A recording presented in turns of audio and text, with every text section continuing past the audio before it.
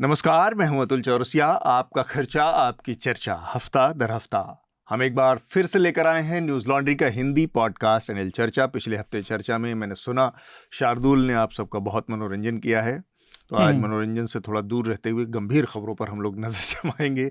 हालांकि बहुत सारे लेटर्स भी आए हैं और मुझे लेटर पढ़ के अंदाज़ा लगा, क्योंकि मैं एपिसोड नहीं सुन पाया, पता चला कि पर्यावरण को लेकर बहुत अच्छी खासी बातचीत हुई है, बहुत विस्तार से चर्चा हुई है। तो धन्यवाद आप लोगों के लेटर के लिए। हम उन लेटर्स को इसमें शामिल भी करेंगे, पढ़ेंगे भी, हमारे जिन भी सब्सक्राइबर्स ने ये पत्र भेजे हैं उनको। और आज की चर्चा थोड़ी सी इलेक्शन के एकदम बीच माहौल में हम रिकॉर्ड कर रहे हैं। अभी 5 बज चुके हैं, लेकिन हमारे पास अभी 3 बजे तक के आंकड़े हैं। पहले चरण के जिन 102 सीटों पर चुनाव हुआ है उन पर 3 बजे तक मिलाकर करीब औसतन 49% मतदान हुआ है। तो मेरे साथ स्टूडियो में हमारे साथी शार्दुल और विकास हैं। आप दोनों का स्वागत है बहुत बहुत चर्चा में। हेलो। और 2 लोग मेरे साथ ऑनलाइन जुड़ रहे हैं। स्मिता हमारे साथी, विदेश मामलों पर लगातार उनकी रिपोर्ट्स, खबरें आप लोग पढ़ते रहते हैं। इसके अलावा न्यूज़ लॉन्ड्री पर उनके विचारों से अवगत होते रहते हैं। स्मिता इस समय उत्तर प्रदेश वेस्ट, जो पश्चिमी उत्तर प्रदेश के बीच में खड़ी है, खेत खलिहानों के बीच से खबरें पहुंचा रही हैं। जर्नलिस्ट ऑन ड्यूटी, अपनी काम के प्रति एकदम मुस्तैद, तो वहाँ से हमसे जुड़ी हैं। वो उनसे भी पूछेंगे आज, जो थोड़े बहुत ग्राउंड से उनके पास खबरें होंगी उनको भी फिल्टर करके निकालने की छान कर कोशिश करेंगे। और साथ में मेरे साथ एक और स्वतंत्र पत्रकार हैं, काशिफ काकवी। काशिफ, आपका भी बहुत बहुत स्वागत चर्चा में। Thank you. तो बातचीत को शुरू करने से पहले जो हमारी रस्मी रवायत है कि पहले सुर्खियां जान लें आप, और उस सुर्खियों को आप तक पहुंचाने का जिम्मा शार्दुल के पास। शार्दुल, तो पहली सुर्खी का आपने जिक्र कर ही दिया कि आज 18वीं लोकसभा का पहले चरण का मतदान इस समय चल रहा है जब हम रिकॉर्ड कर रहे हैं, और 102 सीटों पर चल रहे हैं। और जैसा आपने बताया 3 बजे तक करीब 50% का आंकड़ा दिखा रहे हैं। इतना मतदान हो गया है।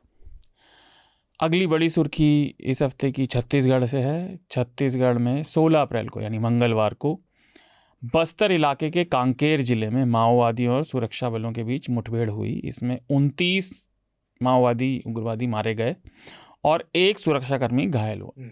और बस्तर में आज मतदान है, लेकिन कांकेर में अगले हफ्ते 26 को है, सेकेंड फेज में। जी, दूसरे चरण में होगा। और बस्तर के आईजी जनरल सुंदर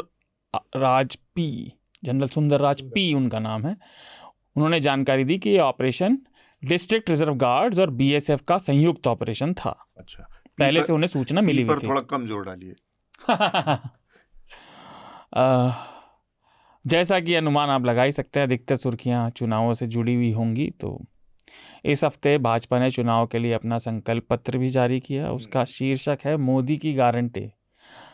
मुझे एक कमेंट इस पर अचानक से भाजपा की भी नहीं रही अब तो मामला भाजपा की गारंटी से आगे निकल चुका है। और आप सोचिए कि पार्टी विद डिफरेंस कितना बड़ा नारा हुआ करता था, और ऑलमोस्ट कई मामलों में उस पर भारतीय जनता पार्टी ने एक समय में उसको स्थापित भी किया। मसलन जैन हवाला मामले में लालकृष्ण आडवाणी ने जिस तरह से चुनाव लड़ने से इनकार किया और लोकसभा तो वो पार्टी विद डिफरेंस का जो मामला था, वो वास्तव में एक समय उस पार्टी के कल्चर में कहीं ना कहीं रिफ्लेक्ट होता था। वहाँ से चली हुई पार्टी विद डिफरेंस अब वहाँ पहुँच गई है जहाँ एक व्यक्ति की पूजा ही और उसकी परिक्रमा ही सारा ध्येय हो गया। पार्टी विद डिफरेंस में बहुत कम समय के डिफरेंस में बहुत ज्यादा डिफरेंस आ गया।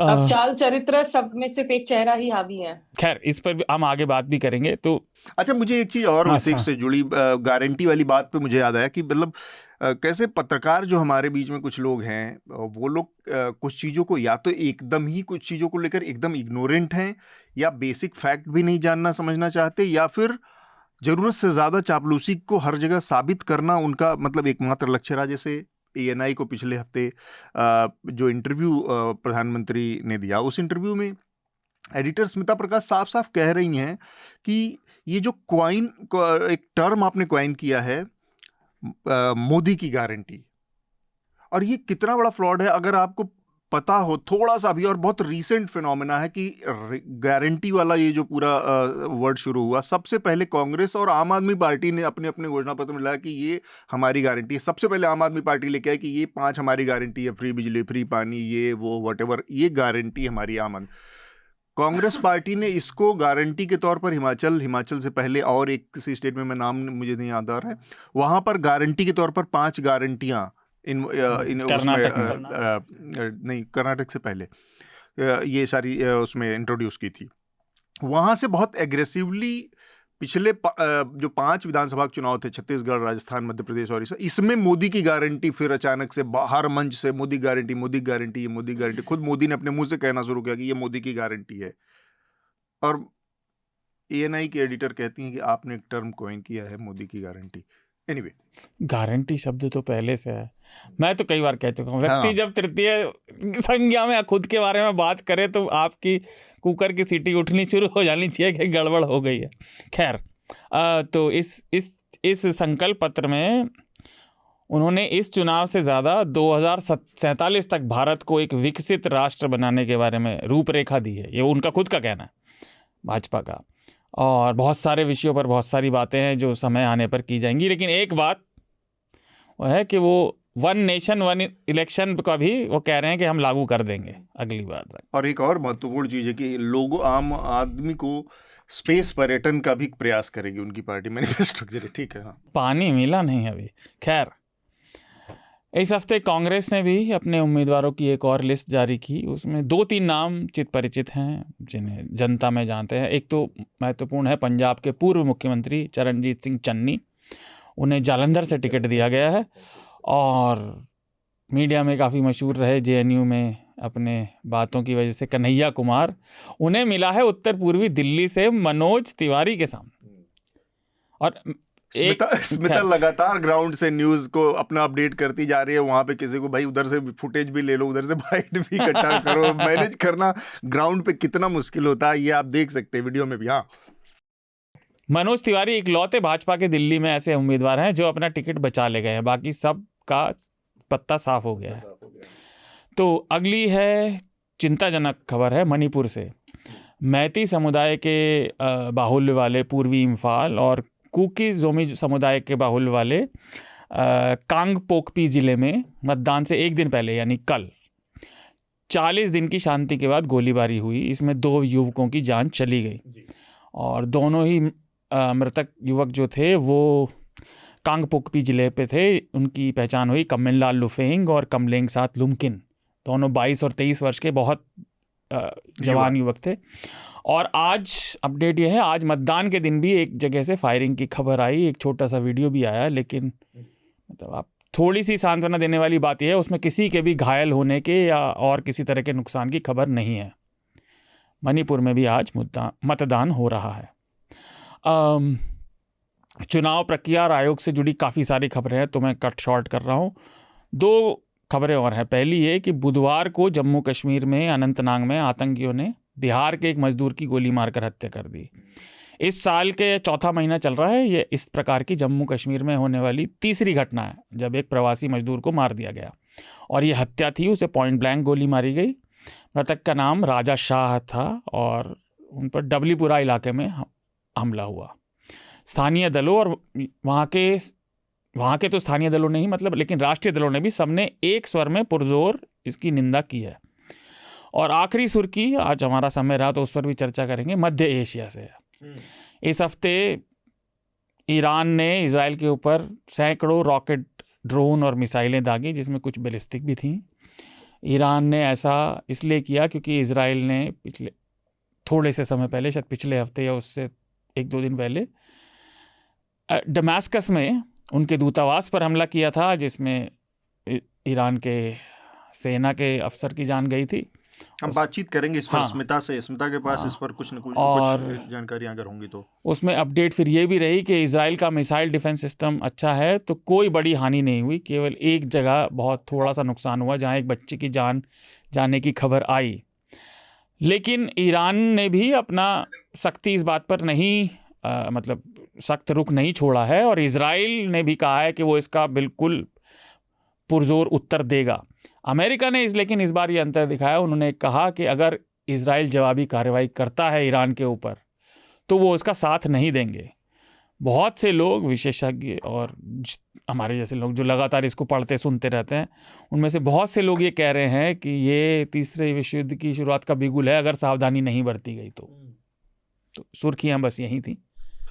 अरे बाबा रामदेव वाली खबर आपने ऐसा पिछले 3 हफ्ते से लगातार बोल रहा था, मैंने इसलिए नहीं बोला, नहीं तो लाला जी की खबर हर हर हर हफ्ते मैंने बोली है। पिछले हफ्ते रामदेव ने कह दिया कि मैं साफ साफ कह रहा हूँ कि मैं माफी भी मांगूंगा और प्रायश्चित भी करूंगा, आप मुझे एक मौका देकर देखें। ये खबर सुप्रीम कोर्ट में। दूसरा न बोलने का कारण था आज मैं थोड़े रुष्ट मूड में हूँ तो मैं ज्यादा बोल जाता। ओके। कई एक दो और भी खबरें हैं जिसमें वाईएसआर कांग्रेस पार्टी के लीडर को एक 18 महीने की जेल की सजा सुनाई गई है। एक दलित युवक को ह्यूमिलिएट करने के लिए 27 साल बाद ये सजा सुनाई गई है। सोचिए हमारे देश की जो न्यायिक प्रक्रिया की गति क्या है।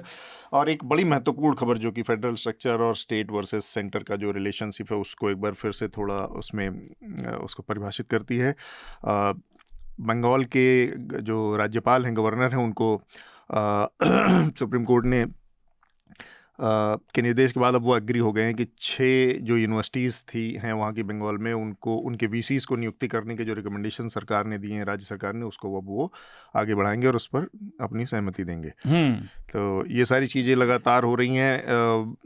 जो बहुत सारी संस्थाओं को वेपनाइज करने का काम हुआ है इधर बीच में, उनमें से एक ये भी है कि राज्यपाल की जो संस्था थी, मतलब जो चुनी हुई सरकार पर जिसको मुहर लगानी होती है, वो भी अड़कर खड़ा हो गया। केरल से बड़ी सारी खबरें आरिफ मोहम्मद खान से जुड़ी आपने देखी। अब बंगाल में भी वही प्रक्रिया, तमिलनाडु में भी हो रहा था, शपथ नहीं दिला रहे थे, वो सुप्रीम कोर्ट के आदेश की अवमानना करी थी। ईरान इजराइल वाले मामले में एक चीज़ और हुई है कि ईरान ने एक धमकी और दी है कि वो जो अपनी उसकी न्यूक्लियर डॉक्ट्रिन है उसको फिर से रीइवैल्यूएट करके और रिकंसीडर करने का वो किया है अगर इजराइल अटैक करता है तो ये सुर्खियां हैं। हम अपनी चर्चा की शुरुआत करते हैं। सबसे पहले मैं सोच रहा हूँ कि जो चुनाव की थोड़ी बहुत जो सरगर्मियां हैं, जो सुर्खियां हैं, चूँकि फर्स्ट हैंड हमारे पास एक इन्फॉर्मेशन है, स्मिता वहाँ पर हैं, तो पश्चिमी उत्तर प्रदेश के कुछ इलाकों से जो हमारे पास खबरें आई हैं उसमें एक चीज़ ये है कि शुरुआत में सुबह बड़ी संख्या में बहुत तेज़ी से मतदान देखने को मिला, खासकर सहारनपुर में, मुजफ्फरनगर, और इसके बाद कैराना में और रामपुर से बड़ी सारी खबरें ऐसी आईं जिसमें ये आरोप लगे कि एडमिनिस्ट्रेशन लगातार लोगों को पुशबैक कर रहा है। किसी को पहचान पत्र के नाम पर 2-2 पहचान पत्र की बात डिमांड की जा रही है। महिलाओं को, मुस्लिम महिलाओं के बुर्के खुलवा कर, तो उसकी वजह से लाइनें लंबी होती गई और वोट डालने की प्रक्रिया स्लो होती गई। आपने क्या पाया स्मिता? अतुल, मैं जहाँ जहाँ गई यहाँ पर, क्योंकि हम तो मुजफ्फरनगर वाले एरिया में ही थे जी, बूथ्स पर सुबह के वक्त में स्मूथली हो रही थी वोटिंग यहाँ पर, लेकिन और एक तो मौसम की वजह से भी जो है दोपहर के वक्त में देखा कि काफी स्लो डाउन हुआ, तो वोट परसेंटेज अभी तक बहुत ज्यादा प्रॉमिसिंग तो नजर नहीं आ रहा है कि पता नहीं कितना फाइनल परसेंटेज आ सकता है।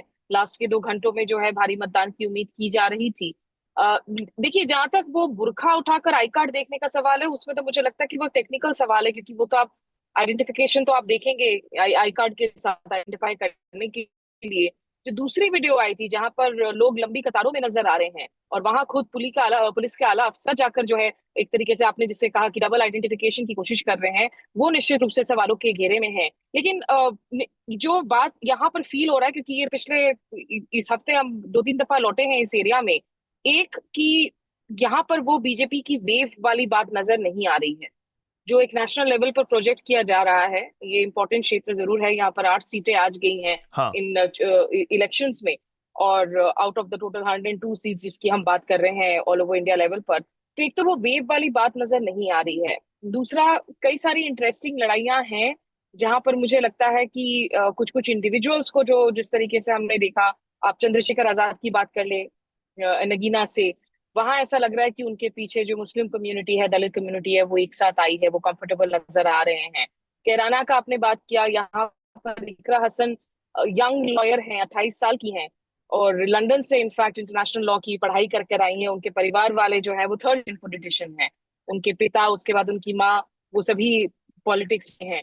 और उनकी कैंपेनिंग के दौरान भी देखा कि उनका एक जो लहजा है वो एक पॉलिटिकल लैंग्वेज तो है लेकिन एक ग्रेसफुल लैंग्वेज सा है, लेकिन वो स्ट्रगल कर रही है, वो समाजवादी पार्टी के टिकट में है यहाँ पर। हाँ। जो मुजफ्फरनगर सीट पर जैसे हमने देखा कि यहाँ पे संजीव बालियान के लिए लड़ाई आसान नहीं है, उनकी लड़ाई यहाँ अरिंदर मलिक से है जो समाजवादी पार्टी से, और संजीव बालियान जो कि बीजेपी से मंत्री भी रह चुके हैं।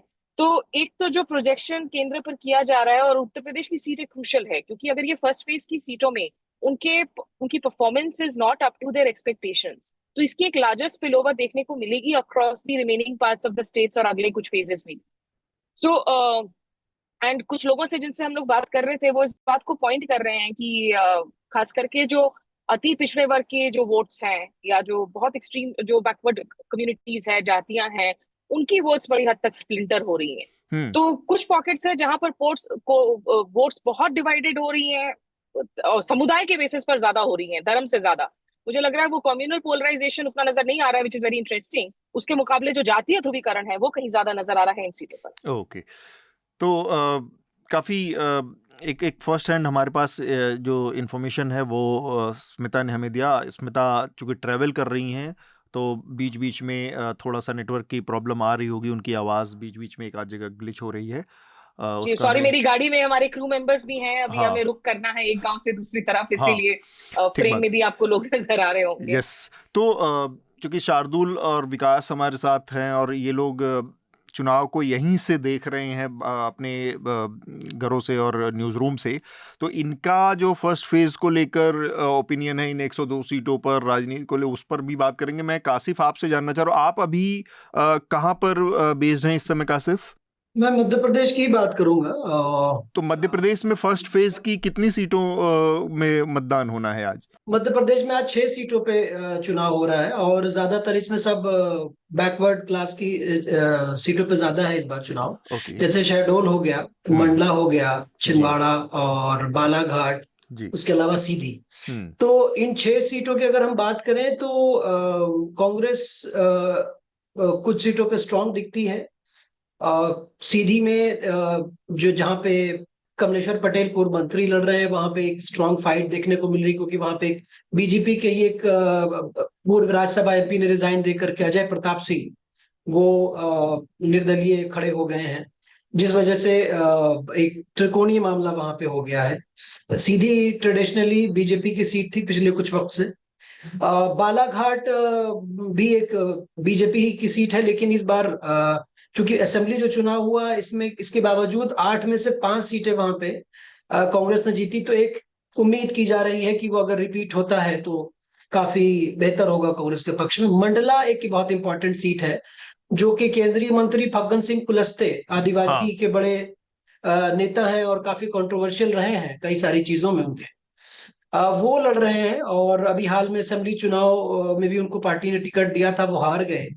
और इस बार वो उनके सामने ओमकार सिंह मरकाम है जो कि वो भी एक आदिवासी नेता है उभरते हुए कांग्रेस के, और उन्हें महासचिव भी बनाया गया है हाल में।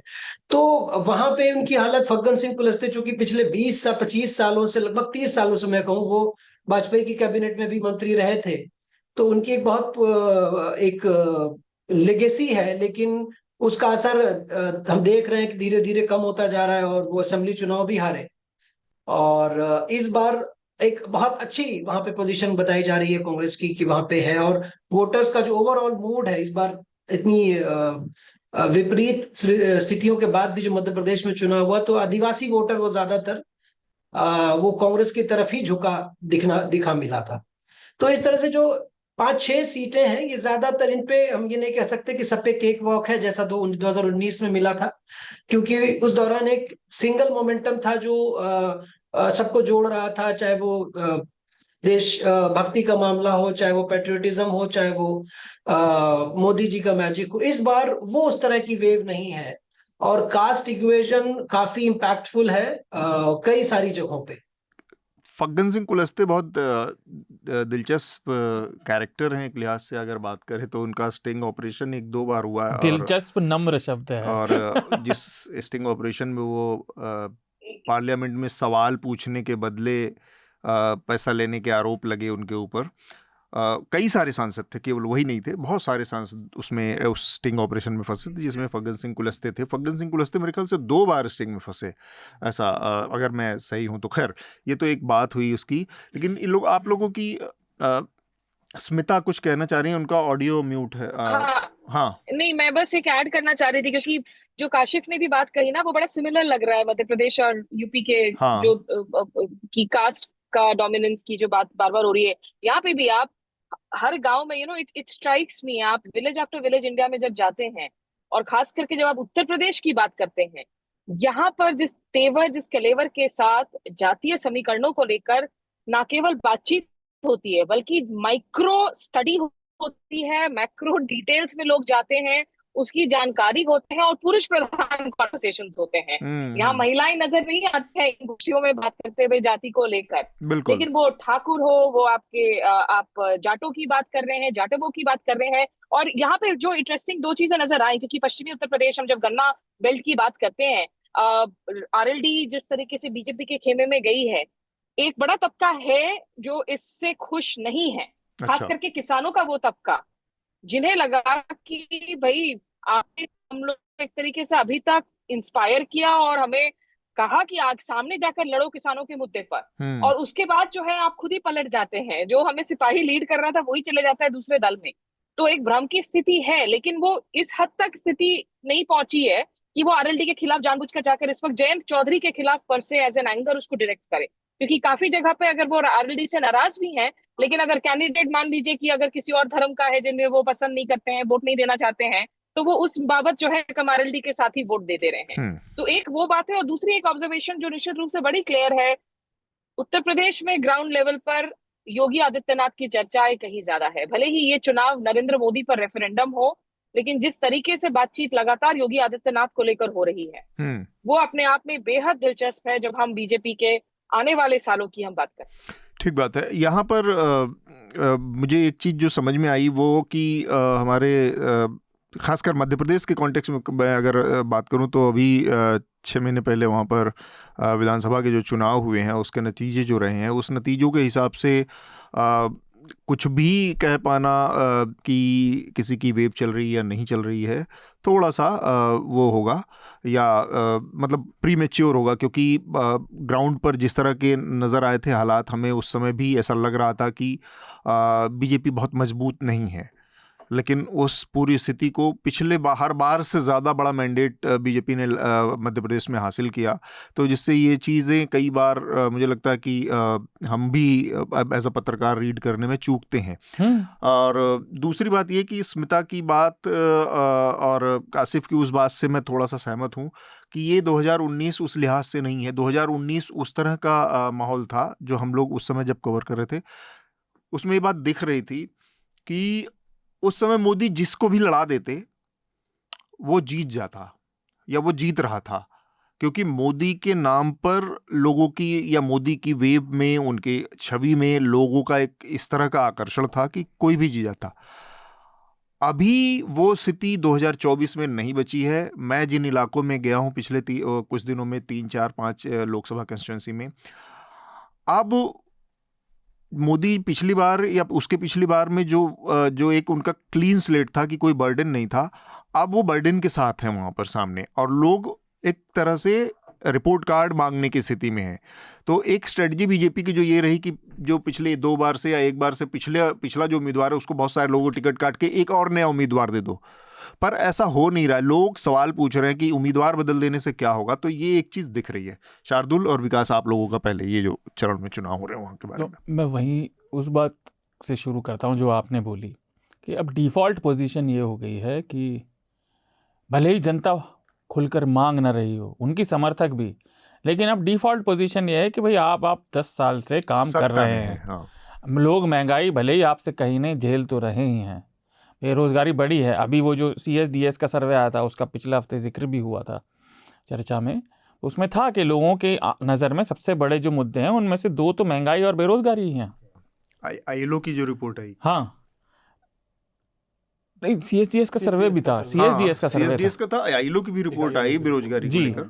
तो मतलब जनता, CSDS वाले में जनता मान रही है कि उनकी लाइफ में ये सबसे बड़ी दिक्कतें हैं, भले ही वो प्रधानमंत्री मोदी से डायरेक्ट सवाल पूछने के अभी भी फिराक में ना हो, लेकिन अब ये डिफॉल्ट पोजीशन है कि भाई अब आप 10 साल से काम कर रहे हो, आप इससे बच नहीं सकते, अब तो आप ही का राज बनेगी ना। हाँ, जवाबदेही कब होगी? दूसरा, जो खासतौर से कैराना और मुजफ्फरनगर वाले इलाके में, तो संजीव बालियान जी से तो परिचय वैसे भी है, लेकिन संजय बालियान और संगीत सोम का आपस में बिल्कुल मतलब पटकी पटका वाली स्थिति है, शतरंज की खेल चल रही है वहाँ, वो एक दूसरे की काट कर रहे हैं, दत्कटौवल होगा आपस में दोनों का। उनके समर्थक तक में मैं आपको बताऊं, मेरा बचपन का एक दोस्त है जो संगीत सोम का बड़ा जानने वाला है, तो वो बिल्कुल भी उसने फेसबुक तक पे पोस्ट करनी बंद कर दी, जो एक विचित्र बात है आज की भाजपा में। तो उनका बिल्कुल ऐसे कटान चल रहा है, तो वहाँ पे हो सकता है वो सीट फंस जाए। मैं व्यक्तिगत रूप पे चाहता हूँ फंसनी जरूर चाहिए, निर्विवाद रूप से जीतने में चुनाव का मजा नहीं आता। और यही मुजफ्फरनगर और कैराना लगे हुए क्षेत्र हैं। तो ये तो रही बात उसकी। जो कुलस्ते जी वाली बात कर रहे थे तो वो अलग लोग हैं, लेकिन हमारे हृदय जी ने रिपोर्ट की थी तो उसके जरिए मुझे थोड़ा पता चला कि उनके खिलाफ भी नाराजगी तो है। वो चुनाव में कितनी आएगी, जैसा आपने कहा, उसको पढ़ पाना कोई साइंटिफिक वो नहीं है, क्राफ्ट नहीं है ना, वो आर्ट है। वो तो केवल जो जनता के मन में आए, क्योंकि एक चीज़ पर लोग वोट नहीं करते, लोग अनेक कारणों की वजह से करते हैं। इस वाले में जो मध्य प्रदेश में एक सीट मुझे रोचक लग रही है वो है छिंदवाड़ा, क्योंकि भाजपा वो लगी हुई है कि वो एक सीट भी वो एक बार खींच जरूर ले, क्योंकि इस बार नकुलनाथ है, कमलनाथ खुद भी नहीं है। हालांकि नकुलनाथ पिछली बार भी थे, बट नकुलनाथ पिछली बार थे और कमलनाथ कैंपेन कर रहे हैं, तो शायद बेटे को लेकर, और कोई होता तो शायद एक बार को लगता कि भितरघात होगा और कांग्रेसी बदनाम है इसके लिए, बेटे के लिए शायद भितरघात न करें। पुत्र मोह अभी भी जीवित है। और कई सारी सीटें हैं, मतलब जैसे नागपुर में नितिन गडकरी भी किया, अभी आप महाराष्ट्र पर नहीं आए। असम में वो तरुण गोगोई वाली है, तरुण गोगोई कह रहा हूँ, गौरव गोगोई वाली, तरुण गोगोई के बेटे गौरव गोगोई वाली है। और वहाँ डिलिमिटेशन भी हुआ है, तो उस बार उनकी टेक्निकली सीट बदल गई है, जोरहाट हो गई है। तो ये सब तो चल ही रहा है। एक चीज और, जो तमिलनाडु की बाय द वे सारी की सारी सीटें इसी 39 की 39 सीटें इसी फर्स्ट फेज में हो रही हैं, तो वो भी बहुत इंटरेस्टिंग है। तमिलनाडु पर तो मैं मतलब उत्तराखंड की भी 5 सीटें इसी में हो रही हैं। मैं अज्यूम कर रहा था कि आप आएंगे तमिलनाडु और उत्तराखंड पे, क्योंकि उनकी सारी सीट जा रही हैं। एक दो छोटी छोटी बात और, इस चुनाव में अमूमन भाजपा समर्थकों में भी वो उत्साह नहीं दिख रहा जैसा पिछली बार दिख रहा था। उसके कारण अनेक होंगे ऑफ कोर्स, पर और इन जनरल भी आप देश में देखें तो चुनाव का बड़ा, खासतौर से लोकसभा चुनाव का बड़ा मेला सा होता था, ये त्योहार की तरह था। इस बार का चुनाव बहुत साइलेंट, उदासीन है, हर को और किसी को पूरा मजा नहीं आ रहा। और मोदी के लिए हो ना हो, ओवरऑल बीजेपी सरकार के लिए एक फटीग जो फैक्टर होता है वो सेट इन हो रहा है, धीरे धीरे लग रहा है लोगों को ठीक है, उदासीनता आ गई है। क्योंकि वो कितनी बार, अब मोदी जी के भाषणों से भी लोग ऊब गए, उसमें रेपिटेशन खूब आ गया है। इसीलिए शायद, मतलब नेता बहुत शातिर होते, इसीलिए शायद एक ओवर एस्टिमेट दिया जा रहा है कि अब की बार 400 पार, जबकि अगर फैक्ट और नंबर्स पे बात करी जाए तो बीजेपी उन्हीं नंबरों पर मैक्सिमाइज अगर करेगी, पिछली बार को रिपीट करेगी, क्योंकि मेरा मानना है कि 2019 बीजेपी का मैक्सिमम था, पीक है।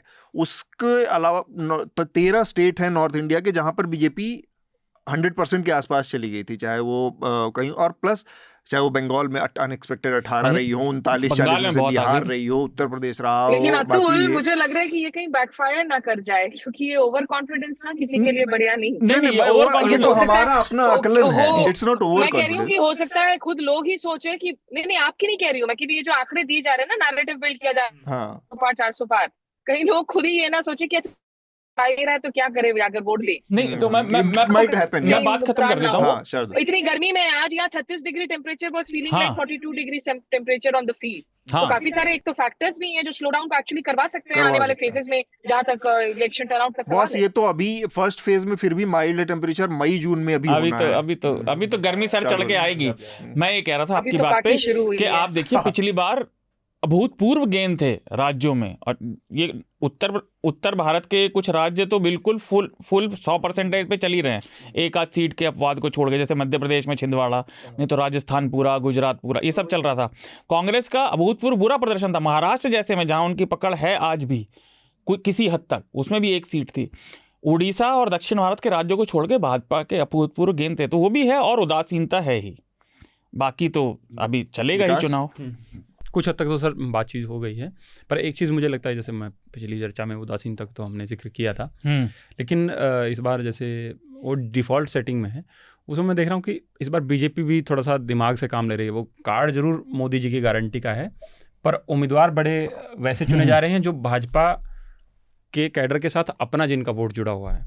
अगर स्पेसिफिकली जैसे मैं हरियाणा की बात करूं तो हरियाणा में 6 से 7 उम्मीदवार तो सारे कांग्रेसी हैं, उनका अपना पर्सनल वोट बैंक है, वो किसी भी पार्टी में जाएंगे तो उतने वोट तो उनको मिलेंगे ही। उसके बाद बीजेपी शायद स्ट्रेटजी हो सकती है, ये मान के चल रही हो कि हमारा वोट बैंक कुछ घटा है, 39-40 में से कुछ परसेंटेज हमारा घटा है और उम्मीदवारों के सारे हम जीतेंगे।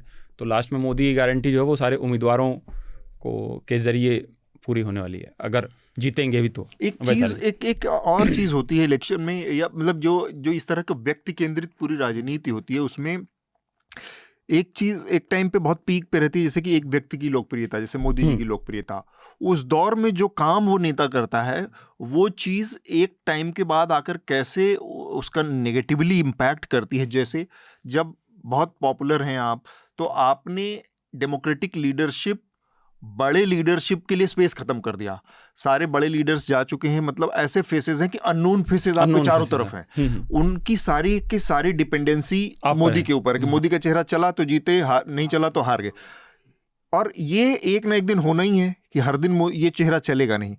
तब वो जो फटीक हो, ये जो लाइट वेट चेहरे हैं जिनकी अपनी कोई कद काठी नहीं है, जिनकी अपनी कोई व्यक्तित्व नहीं है, पहचान नहीं है, फिर वो एकदम से डिमोलिश करते हैं जाके। वो होगा आज नहीं तो कल होगा, 2 इलेक्शन बाद हो शायद ये, लेकिन भारतीय जनता पार्टी इस चक्रव्यूह में है। लोग कहते हैं कैडर बेस्ड पार्टी, लेकिन पार्टी का पूरी तरह से सेंट्रलाइजेशन एक फिगर के इर्द गिर्द कर दिया गया है।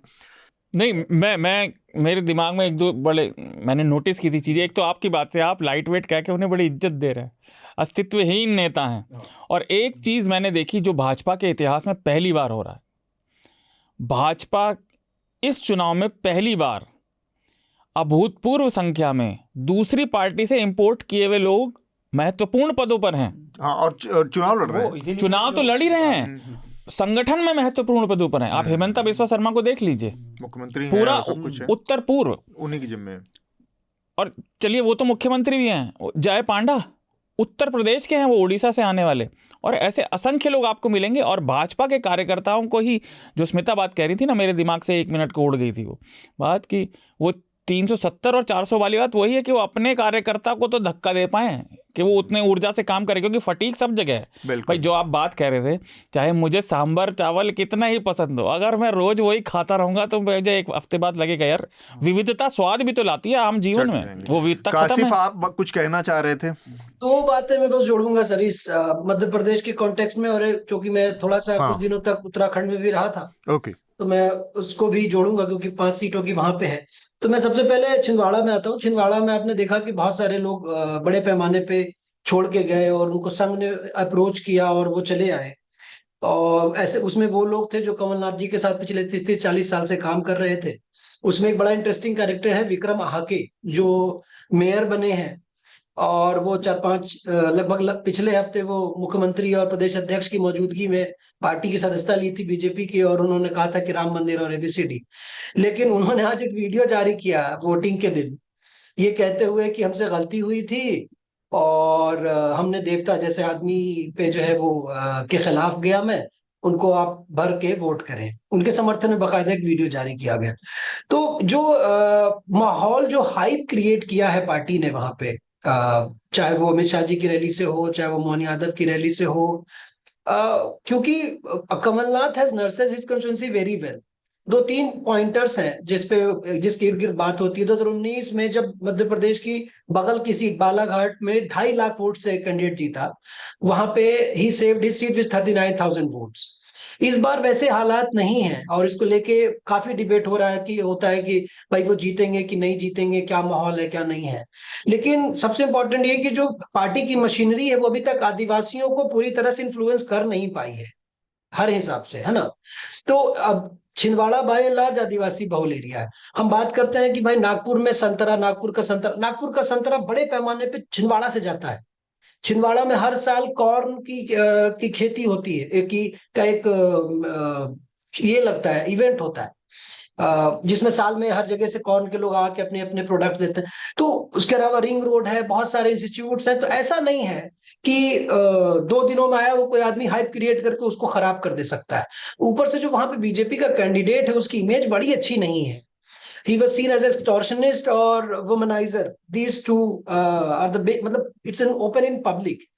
तो ये कह सकते हैं कि लड़ाई है, पार्टी ने पूरा जोर लगाया है, लेकिन ये कहना कि निकाल लेगी थोड़ा सा मुश्किल अभी डिसीजन होगा। ठीक बात। और मैं अब आता हूं मैं उत्तराखंड पे। उत्तराखंड की 5 सीटें हैं, उसमें खास के पौड़ी गढ़वाल और अल्मोड़ा, ये 2 सीटों पे कांग्रेस की पोजीशन अच्छी बताई जा रही है, मेरी जितनी भी लोगों से बात हुई। और जो 2 मुद्दे सबसे इंपॉर्टेंट निकल करके आ रहे हैं, क्योंकि ये चाहे वो मध्य प्रदेश का कुछ एरिया हो या इधर का हो, यहाँ पे अग्निवीर एक बहुत बड़ा मुद्दा है। क्योंकि यहाँ से बड़े पैमाने पे लोग आर्मी में जाते हैं। मध्य प्रदेश का रीवा सतना का बेल्ट और दूसरा ये ग्वालियर चंबल का बेल्ट, यहाँ से बहुत बड़े पैमाने पे स्टूडेंट्स जाते थे आर्मी में। एकलौता वही जरिया था जो गरीब के बच्चों को 22-23 साल 24 साल की उम्र में एक नौकरी मिल जाती थी।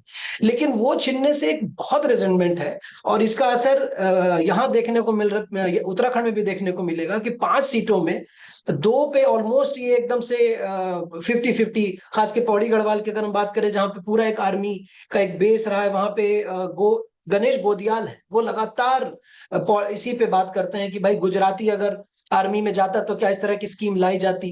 तो एक्सटेंसिवली इस तरह की बातें हो रही हैं। तो मुझे लगता है कि कुछ चीजों पे जहां पे कैंडिडेट्स मजबूत हैं, वहां पे इक्वेशन बड़ी मजेदार है। ग्वालियर चंबल में कांग्रेस ने बड़ी मजेदार इक्वेशन खड़ी की है अलग अलग सीटों पे। तो कुल मिलाकर के इस बार का जो थोड़ा बहुत कैंडिडेट के मुकाबले देखने को मिल रहा है, वो चुनाव थोड़ा सा इंटरेस्टिंग है। मैं शार्दुल आपसे थोड़ा सा तमिलनाडु के ऊपर जानना चाह रहा हूँ कि तमिलनाडु के चुनावों की जो स्थिति है, वहाँ की सारी सीटें एक फेज़ में जा रही हैं। एक तो ये इलेक्शन कमीशन की जो रणनीति है कई बार समझ से बाहर है कि आप उतनी ही सीटें करीब करीब हों तो बंगाल में आप 7 फेज़ में करा रहे हैं, या उत्तर प्रदेश में आप जो ज़्यादा है लेकिन बिहार में आप 7 फेज़ में करवाएंगे, और उतनी ही सीटें हैं तमिलनाडु की तो 1 फेज़ में निपटा देंगे। क्या बहुत शरीफ लोग हैं या बहुत यहाँ पर वायलेंट लोग हैं? मतलब ये क्या, हम क्या कहता है इलेक्शन। दूसरा ये तमिलनाडु में चल क्या रहा है? देखिए, तमिलनाडु की राजनीति की मुझे उतनी समझ नहीं है, क्योंकि एक तो भाषा की दिक्कत आती है। अगर आपको राजनीति समझनी है तो आपको स्थानीय भाषा आनी चाहिए।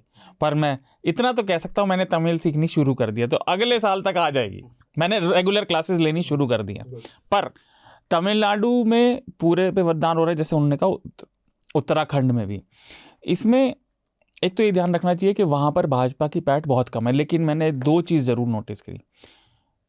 कम से कम मेरी नज़र में, व्यक्तिगत तौर पर, जो मैंने इंटरव्यू देखे अनेक चैनलों पर उनके, अन्नामलाई के, भाजपा को अंततः एक ऐसा व्यक्ति मिल गया है जो अगर टूट कर नहीं गया तो वो वहाँ उनके लिए अड़ा रहेगा, और वो जनता को आकर्षित भी कर रहा है वहाँ की। वो वहीं का व्यक्ति है, वो उन्हीं की भाषा में बात करता है, वहाँ के लोकल मुद्दों को समझता है, और जो एक अंग्रेजी में कहते हैं ना क्लैरिटी ऑफ थॉट, वो उनके इंटरव्यू में मुझे एक के बाद एक दिखी। जबकि इंटरव्यू लेने वाले अलग अलग प्रकार के पत्रकार थे, लेकिन अन्नामलाई बिल्कुल कम से कम राजनीतिक परिप्रेक्ष्य में रणनीति और दूर तक की रणनीति के लिए बड़े मुझे स्पष्टवादी दिखे। तो ये भाजपा का प्लस है। दूसरा, भाजपा में पहले भी सीटें जीत चुकी है। उनका मैक्सिमम अटल जी के समय पे 4 था, वो 4 सीटें एक बार जीते थे। लेकिन और मोदी जी के साथ 2014 में कन्याकुमारी जीते थे, एक सीट थी वो।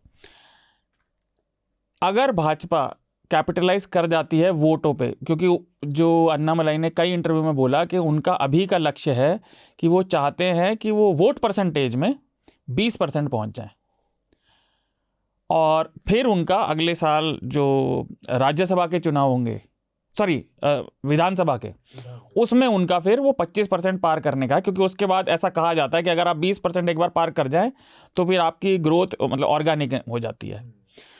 तो ये चीज़ ध्यान देने वाली है। बाकी तो वहाँ डीएमके ही जीतेगा, लेकिन डीएमके का बेस पॉइंट अधिकतर लोग ये कह रहे हैं, और जो जितना समझ आ रहा है, जो वहाँ के पत्रकार बता रहे हैं अंग्रेजी में, कि 34-35 तो आ ही जानी है, ये उनका बेस पॉइंट है। जैसे उत्तर प्रदेश में कह रहे हैं ना लोग भाजपा का कि 65 है, इससे कम तो नहीं आएंगी।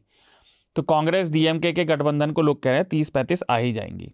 पर आप औरों से भी बात करें तमिलनाडु के, मैं ज़रूर याद दिलाना चाहूँगा, ये मतलब नहीं तो फिर आरोप लग जाता है। अरुणाचल में आज विधानसभा के चुनाव भी हो रहे हैं साथ में, वहाँ पे एक सीट का तो लोकसभा है, वहाँ विधानसभा की भी वोटिंग चल रही है आज, और सिक्किम में भी।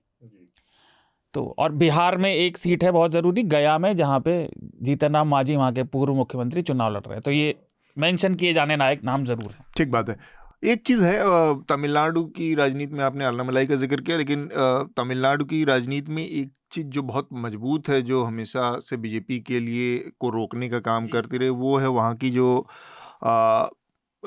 बहुजन राजनीति, जो पेरियार की पॉलिटिक्स है, जो आई है वहाँ पे, दलित और पिछड़ों की जो राजनीति में है वहाँ पर, और उसमें भी द्रविड़ पॉलिटिक्स। क्योंकि अगर पेरियार की रामायण कोई पढ़ लेगा तो आज के ज़माने में पेरियार को यहाँ पर उत्तर भारत में तो शायद फांसी पे ही चढ़ा देगा। मतलब जिस तरह की ब्लास्फेमी है उसमें, मैं ब्लास्फेमी नहीं कहूँगा, जिस तरह का उसमें आलोचना है, बहुत उग्र है वो। तो पेरियार ने, और पेरियार इलॉजिकल होकर रामायण की आलोचना नहीं करती, ये भी है, क्योंकि मैंने पढ़ रखी है। हाँ, वो ऐसा नहीं कि आपको लगेगा कि कोई रेंट मार रहा है किसी चीज को लेके, तो वो लॉजिकल एक चीज। दूसरी बात ये कि वो जो हिंदुत्व और द्रविडियन पॉलिटिक्स का कॉन्फ्लिक्ट है, वो इस कॉन्फ्लिक्ट में हिंदुत्व हमेशा, कम से कम तमिलनाडु की पॉलिटिक्स में आगे का, मतलब भविष्यवाणी करना तो कोई समझदारी नहीं, फिर भी इट्स एवरेस्ट टाइप चढ़ाई है कि द्रविडियन पॉलिटिक्स को ओवरकम करके कोई राजनीति वहां पर स्पेस बना। हाँ, वो उनका वो अंतिम लक्ष्य है। इसका जिक्र हमने पिछले हफ्ते किया था। प्रधानमंत्री ने पिछले हफ्ते तक का मुझे आंकड़ा पता है, इस हफ्ते मैंने चेक नहीं किया, 10 हफ्ते में 60 ट्रिप लगाई हैं तमिलनाडु की। प्रधानमंत्री बहुत जोर लगा रहे हैं वहाँ पे, रैलियां भी खूब कर रहे हैं। और इतनी सारी बात हुई, हम ये नहीं कह रहे कि जैसे नॉर्थ के स्टेट्स में हमने कांग्रेस और इन सब की बात की, भाजपा ही का पलड़ा बहुत भारी है नॉर्थ में, ऐसे ही दक्षिण में तमिलनाडु में डीएमके और कांग्रेस का पलड़ा ही भारी है। ये तो केवल बात हो रही है कि वो प्रयास कर रहे हैं। एक चीज़ आपने जो कही थी, उसका वो सवाल भी मैंने पिछले हफ्ते पूछा था, क्योंकि मुझे समझ नहीं आया कि फेज का नंबर कैसे डिसाइड करता है चुनावी आयोग। हर बार एक बार नंबर बढ़ता जा रहा है वो, तो मुझे कोई संतोषजनक जवाब नहीं मिला था। वो संतोषजनक जवाब इंटरनेट में भी नहीं मिला कि कोई लॉजिक, मतलब चुनाव आयोग देता नहीं कि वो किस हिसाब से करते हैं। फेज मतलब 7 फेज में चुनाव? हाँ, 7 फेज में, और कहाँ कैसे चुनाव होगा। पिछली बार भी 7 ही फेज था। नहीं, लेकिन उससे पहले 5 थे, उससे पहले 4 थे, ये लगातार बढ़ते जा रहे हैं ना। तो ही है। और जो एक बात आनंद ने बोली थी पिछले हफ्ते कि वो सुरक्षा बलों का इधर से उधर जो मूवमेंट है, उस पर ये काफी डिपेंड करता है। वो मतलब पूरी जो इलेक्शन मशीनरी है, वो उसका मूवमेंट बहुत सारे रिस्ट्रिक्शन पैदा करता है, प्लस लॉ एंड ऑर्डर एक बड़ा कंसर्न रहता है। लेकिन स्टेट इलेक्शन करवाए हैं चुनाव आयोग ने, हाँ। तब यही लॉजिक तब उल्टा हो जाता है जब वो उत्तर प्रदेश जैसे एक स्टेट का भी चुनाव कराने के लिए कई बार 7 फेज में चला जाता है, और बिहार में भी चला जाता है, या बंगाल का 7 फेज में करवाने लगता है। तब समझ में नहीं आता कि अगर वो पूरे देश का चुनाव 7 फेज में करवा सकता है, तो वो 2 फेज में एक स्टेट का क्यों नहीं करा सकता। खैर, यही मेरा पॉइंट था कि पारदर्शिता इस निर्णय के पीछे की नहीं है, तो हमें पता नहीं चल पाता कि मतलब उसका लॉजिक मुझे लगता है कि इस पे बातचीत नहीं हुई है, क्योंकि हमारे जो बड़े इंस्टीट्यूशन के टॉप होल्डर्स हैं, जैसे चुनाव आयुक्त है मुख्य, वो उस तरह से पब्लिक ओपिनियन देते नहीं है ये लोग जब तक पद पे रहते हैं। तो कोई न कोई लॉजिक शायद उनके पास हो भी। जी बिल्कुल, वो तो होगा ही ऑफ कोर्स। तो हम आगे बढ़ें, अगले विषय पर बढ़ें, उससे पहले मैं एक और जानकारी, आप लोगों को जानकारी नहीं, अपील है कि हमारा जो न्यूज़ लॉन्ड्री और द न्यूज़ मिनट का इलेक्शन फंड है, इसको पूरा करवाएं। हमारे कुल 6-7 फंड थे, इसमें से 3 तो पूरे हो चुके हैं, 4 फंड अभी भी चल रहे हैं। उनमें से जो भी आपको पसंद लगे, आपको लगे कि ये स्टोरी आपकी स्टोरी है, आपकी बात है, उसको पूरा कराने में हमारी मदद करें। क्योंकि न्यूज़ लॉन्ड्री बिना किसी विज्ञापन के, बिना किसी प्रायोजित के अपना कार्यक्रम के पत्रकारिता करता है आपकी मदद से, यानी अपने सब्सक्राइबर्स की मदद से। तो इन तमाम इलेक्शन फंड्स को पूरा करने में हमारी मदद करें, और लेटर ज़रूर भेजें। हमारे पास 3 हमारे सब्सक्राइबर्स के लेटर हैं जिनको हम आगे शामिल करेंगे। तरीका बहुत आसान है, आप सीधे जाकर www.newslaundry.com/podcast-letters वहाँ पर जाकर हमें अपने पत्र लिख सकते हैं। और दूसरा तरीका है कि सीधे आप हमें मेल कर दीजिए, podcasts@newslaundry.com। सब्जेक्ट लाइन में चर्चा जरूर लिखिए, ताकि पता चले, क्योंकि हमारे बहुत सारे पॉडकास्ट हैं, तो पता चलना चाहिए कि किस पॉडकास्ट के लिए आपने ये पत्र भेजा है। हम यहाँ से आगे बढ़ते हैं। दुनिया में एक नए किस्म का संकट खड़ा हुआ है, और अभी कुछ दिन तक, पिछले 2 सालों से हम देख रहे थे, रूस और यूक्रेन के बीच में वॉर चल रहा था। इसके बाद गाज़ा में शुरू हुआ जो कॉन्फ्लिक्ट था हमास और इज़राइल का, वो चल ही रहा था। इस बीच में एक नया मोर्चा खुल गया है। ईरान ने अटैक कर दिया, हमला कर दिया इज़राइल के ऊपर, कुछ मिसाइलें दागी। हालांकि इज़राइल का दावा है कि उसने बहुत सारे उनके मिसाइल्स को और ड्रोन हमले को विफल कर दिया है। इसकी जो वजह रही, ईरान के हमले की जो वजह रही, वो थी दमास्कस में जो इजरायली मिसाइल गई और उससे उनके जो कौंसलेट के 12-13 सैन्य अधिकारियों और कर्मचारियों की मौत हुई। उसका बदला लेने के लिए ईरान ने ये कदम उठाया। इजराइल का दावा है कि वो बदला लेने की कार्रवाई ज़रूर करेगा। ईरान का ये कहना है कि अगर ऐसा कुछ करने की भूल करता है तो ये इजराइल को बहुत भारी पड़ेगा, उसको ये महंगा पड़ेगा और हम इसका बहुत मुंहतोड़ जवाब देंगे, बहुत कड़ा जवाब देंगे। तो ये जो इजराइल और ईरान के बीच नया संकट खड़ा हुआ है, इससे पूरे मिडिल ईस्ट में एक नए युद्ध की आशंका पैदा हो गई है। जो हमारे तमाम खबरिया चैनल हैं हिंदुस्तान के, उनकी बात अगर अब मानते हो आप, तो उनका ये कहना है कि विश्व युद्ध की बस दरवाजे खुल गए हैं इससे। तो विश्व युद्ध, एनीवे, भारी भरकम शब्दों को, शब्द अपनी गरिमा कैसे खो देते हैं, कई बार सब शब्द अपने मायने खो देते हैं। ये अगर जानना हो तो आप किसी भारतीय हिंदुस्तान के हिंदी भाषा के न्यूज़ चैनल को देखिए, वहाँ पर हर दिन विश्व युद्ध होते रहते हैं। कार्यक्रम ही दंगल, फसाद और इस तरह के नामों से शुरू होते हैं। तो काशिफ, आप ये जो शुरू हुआ है इजराइल और इसमें, इस पर आपकी कोई पहली टिप्पणी अगर हम जानना चाहें, किस तरह के रिश्ते? बहुत नजदीक से मैंने नहीं देखा है इस पूरे कॉन्फ्लिक्ट को, मैं नेम के साथ नहीं बता सकता, लेकिन जो कुछ आर्टिकल्स में लगातार पढ़ता आया उसके जरिए जो निकल के आता है कि इजराइल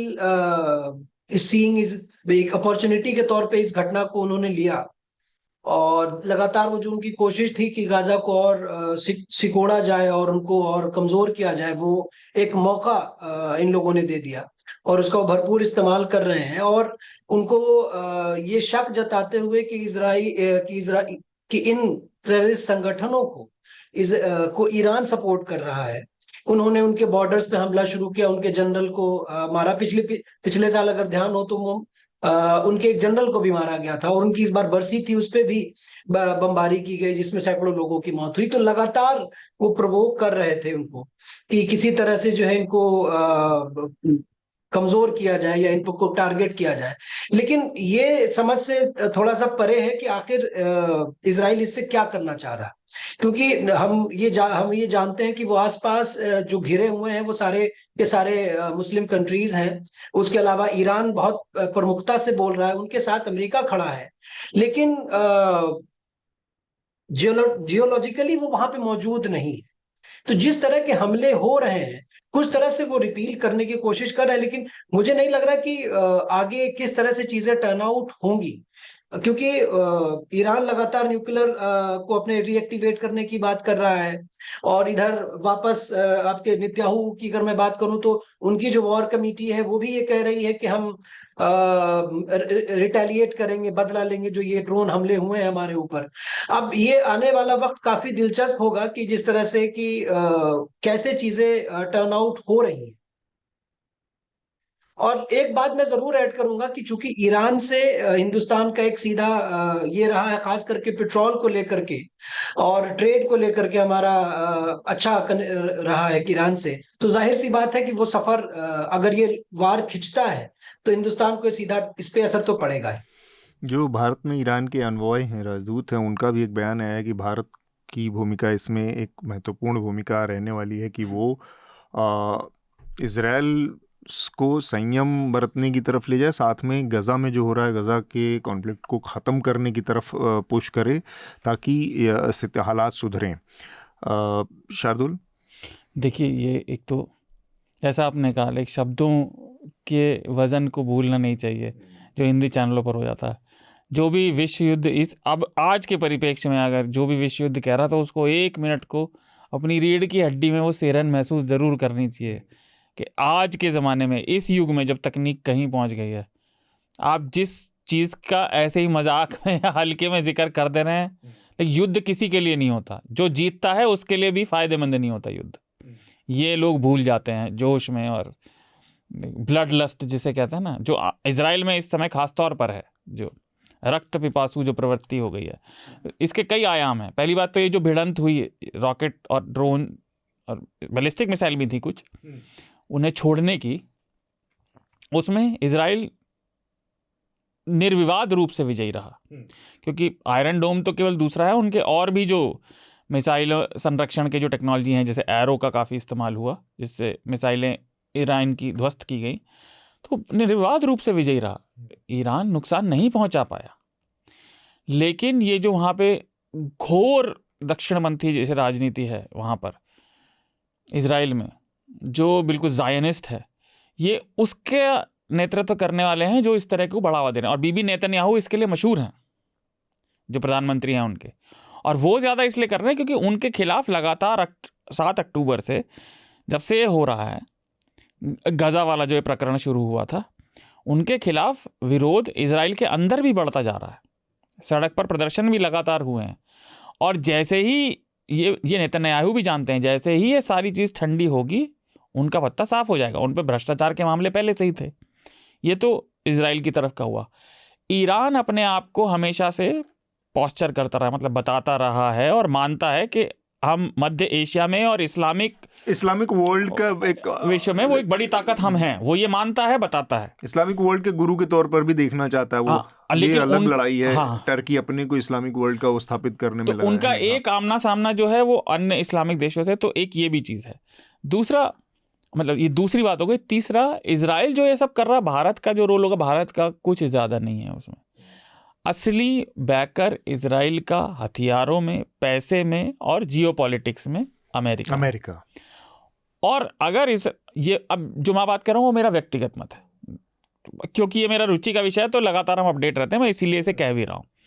अगर इसी रास्ते पर ये चलता रहा इजराइल, अमेरिका में प्रतिरोध अब उस स्तर पर पहुंच गया कि पहली बार अमेरिका ने अभी घोषणा की थी इसी हफ्ते कि इजराइल अगर प्रत्युत्तर देता है ईरान की टेरिटरी पे, तो अमेरिका उसका साथ नहीं देगा। और पुतिन ने घोषणा की थी कि अगर अमेरिका इजराइल की तरफ से युद्ध में उतरता है तो वो सीधे तौर पर ईरान की तरफ से उतरेंगे। इसीलिए वो विश्व युद्ध वाली दी जा रही थी परिकल्पना, जो लोग उपमा दे रहे थे। एक चीज़ और, ये जो हमले किए ईरान ने, इसका कारण जैसे आपने कहा दमास्कस, उसने इसलिए भी किया, उसे अपना चेहरा बचाना था, क्योंकि ईरान पर ही हर तरह का आरोप ये लगाते रहते हैं। उसकी गलती है, वहाँ पर भी कोई बहुत अच्छा, कोई बहुत बढ़िया सरकार नहीं है, वो भी अपने लोगों का दमन करती है। हमने पिछले साल देखा ही था कि महिलाएं अपना सर खोलना चाह रही थी तो कैसा बुरी तरह प्रदर्शनकारियों का दमन किया गया, बहुत बुरी तरह। लेकिन आप साइड चुने बिना भी उस चीज़ का आकलन कर सकते हैं। ईरान को अपना चेहरा बचाना था, क्योंकि अगर वो इस बार भी प्रत्युत्तर नहीं देता, गाजा का इतना सब चल रहा है, हमास का सबको पता है कि परोक्ष रूप से ईरान ही सपोर्ट करता है। जो आजकल शिपिंग में हो रहा है, मेरे दिमाग से देखिए नाम निकल गया, यमन के जो वो हैं, जो लोग आजकल सी रूट पर कब्जा किए हुए हैं, जहाज़ों पर कब्जा कर रहे हैं, पायरेट्स जो, हाँ, वो भी हूथीस, यमन के जो हूथी हैं ये सारे, उन्हें भी ईरान ही हथियार सप्लाई करता है और राजनीतिक सपोर्ट करता है। तो ईरान के पास अपने परोक्ष एक्टर भी बहुत हैं उस रीजन में। लेकिन इजराइल की ये सबसे बड़ी गलती रही कि उन्होंने उनके रीजन में जाके हमला किया।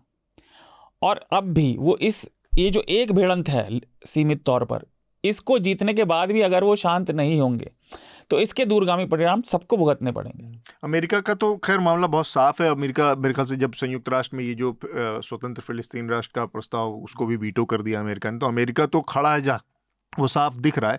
लड़ाई में शामिल होना नहीं होना एक स्टैंड हो सकता है, लेकिन अमेरिका इजराइल के साथ है। हाँ, अमेरिका इजराइल को ही राष्ट्र मानता है, ये बात भी बिल्कुल साफ है। अगर अमेरिका हथियार और मदद ना दे तो महीना भर नहीं लड़ पाएगा इजराइल। तो ये जो यूरोपियन देशों का अपना एक वो है, अब प्रॉक्सी वार भी आप कह सकते हैं, जो भी ये नस्ल भेद, इसमें नस्ल भेद भी है कि आप यूक्रेन के कंधे से बंदूक चलाना चाहते हैं, खुद सामने नहीं आएंगे। आप इजराइल को 50 तरीकों से 50 टाइम पे सपोर्ट कर रहे हैं, लेकिन आप फ़लस्तीन के कॉज को वो नहीं कर पा रहे हैं, किसी मुकाम पर नहीं ले जा पा रहे हैं, एक बहुत जेन्युइन, बहुत वैलिड जो मांग है।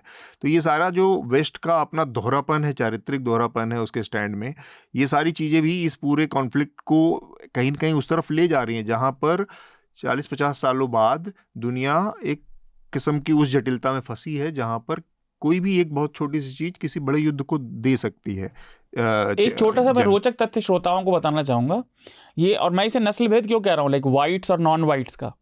अभी देखिए, जब भी किसी पश्चिमी यूरोपीय या अमेरिकी उत्तरी अमेरिकी कॉन्टिनेंट के किसी पे भी हमला होता है तो ये लोग देशों में घुस के मारते हैं, लेकिन और लोगों को भाषण देते हैं।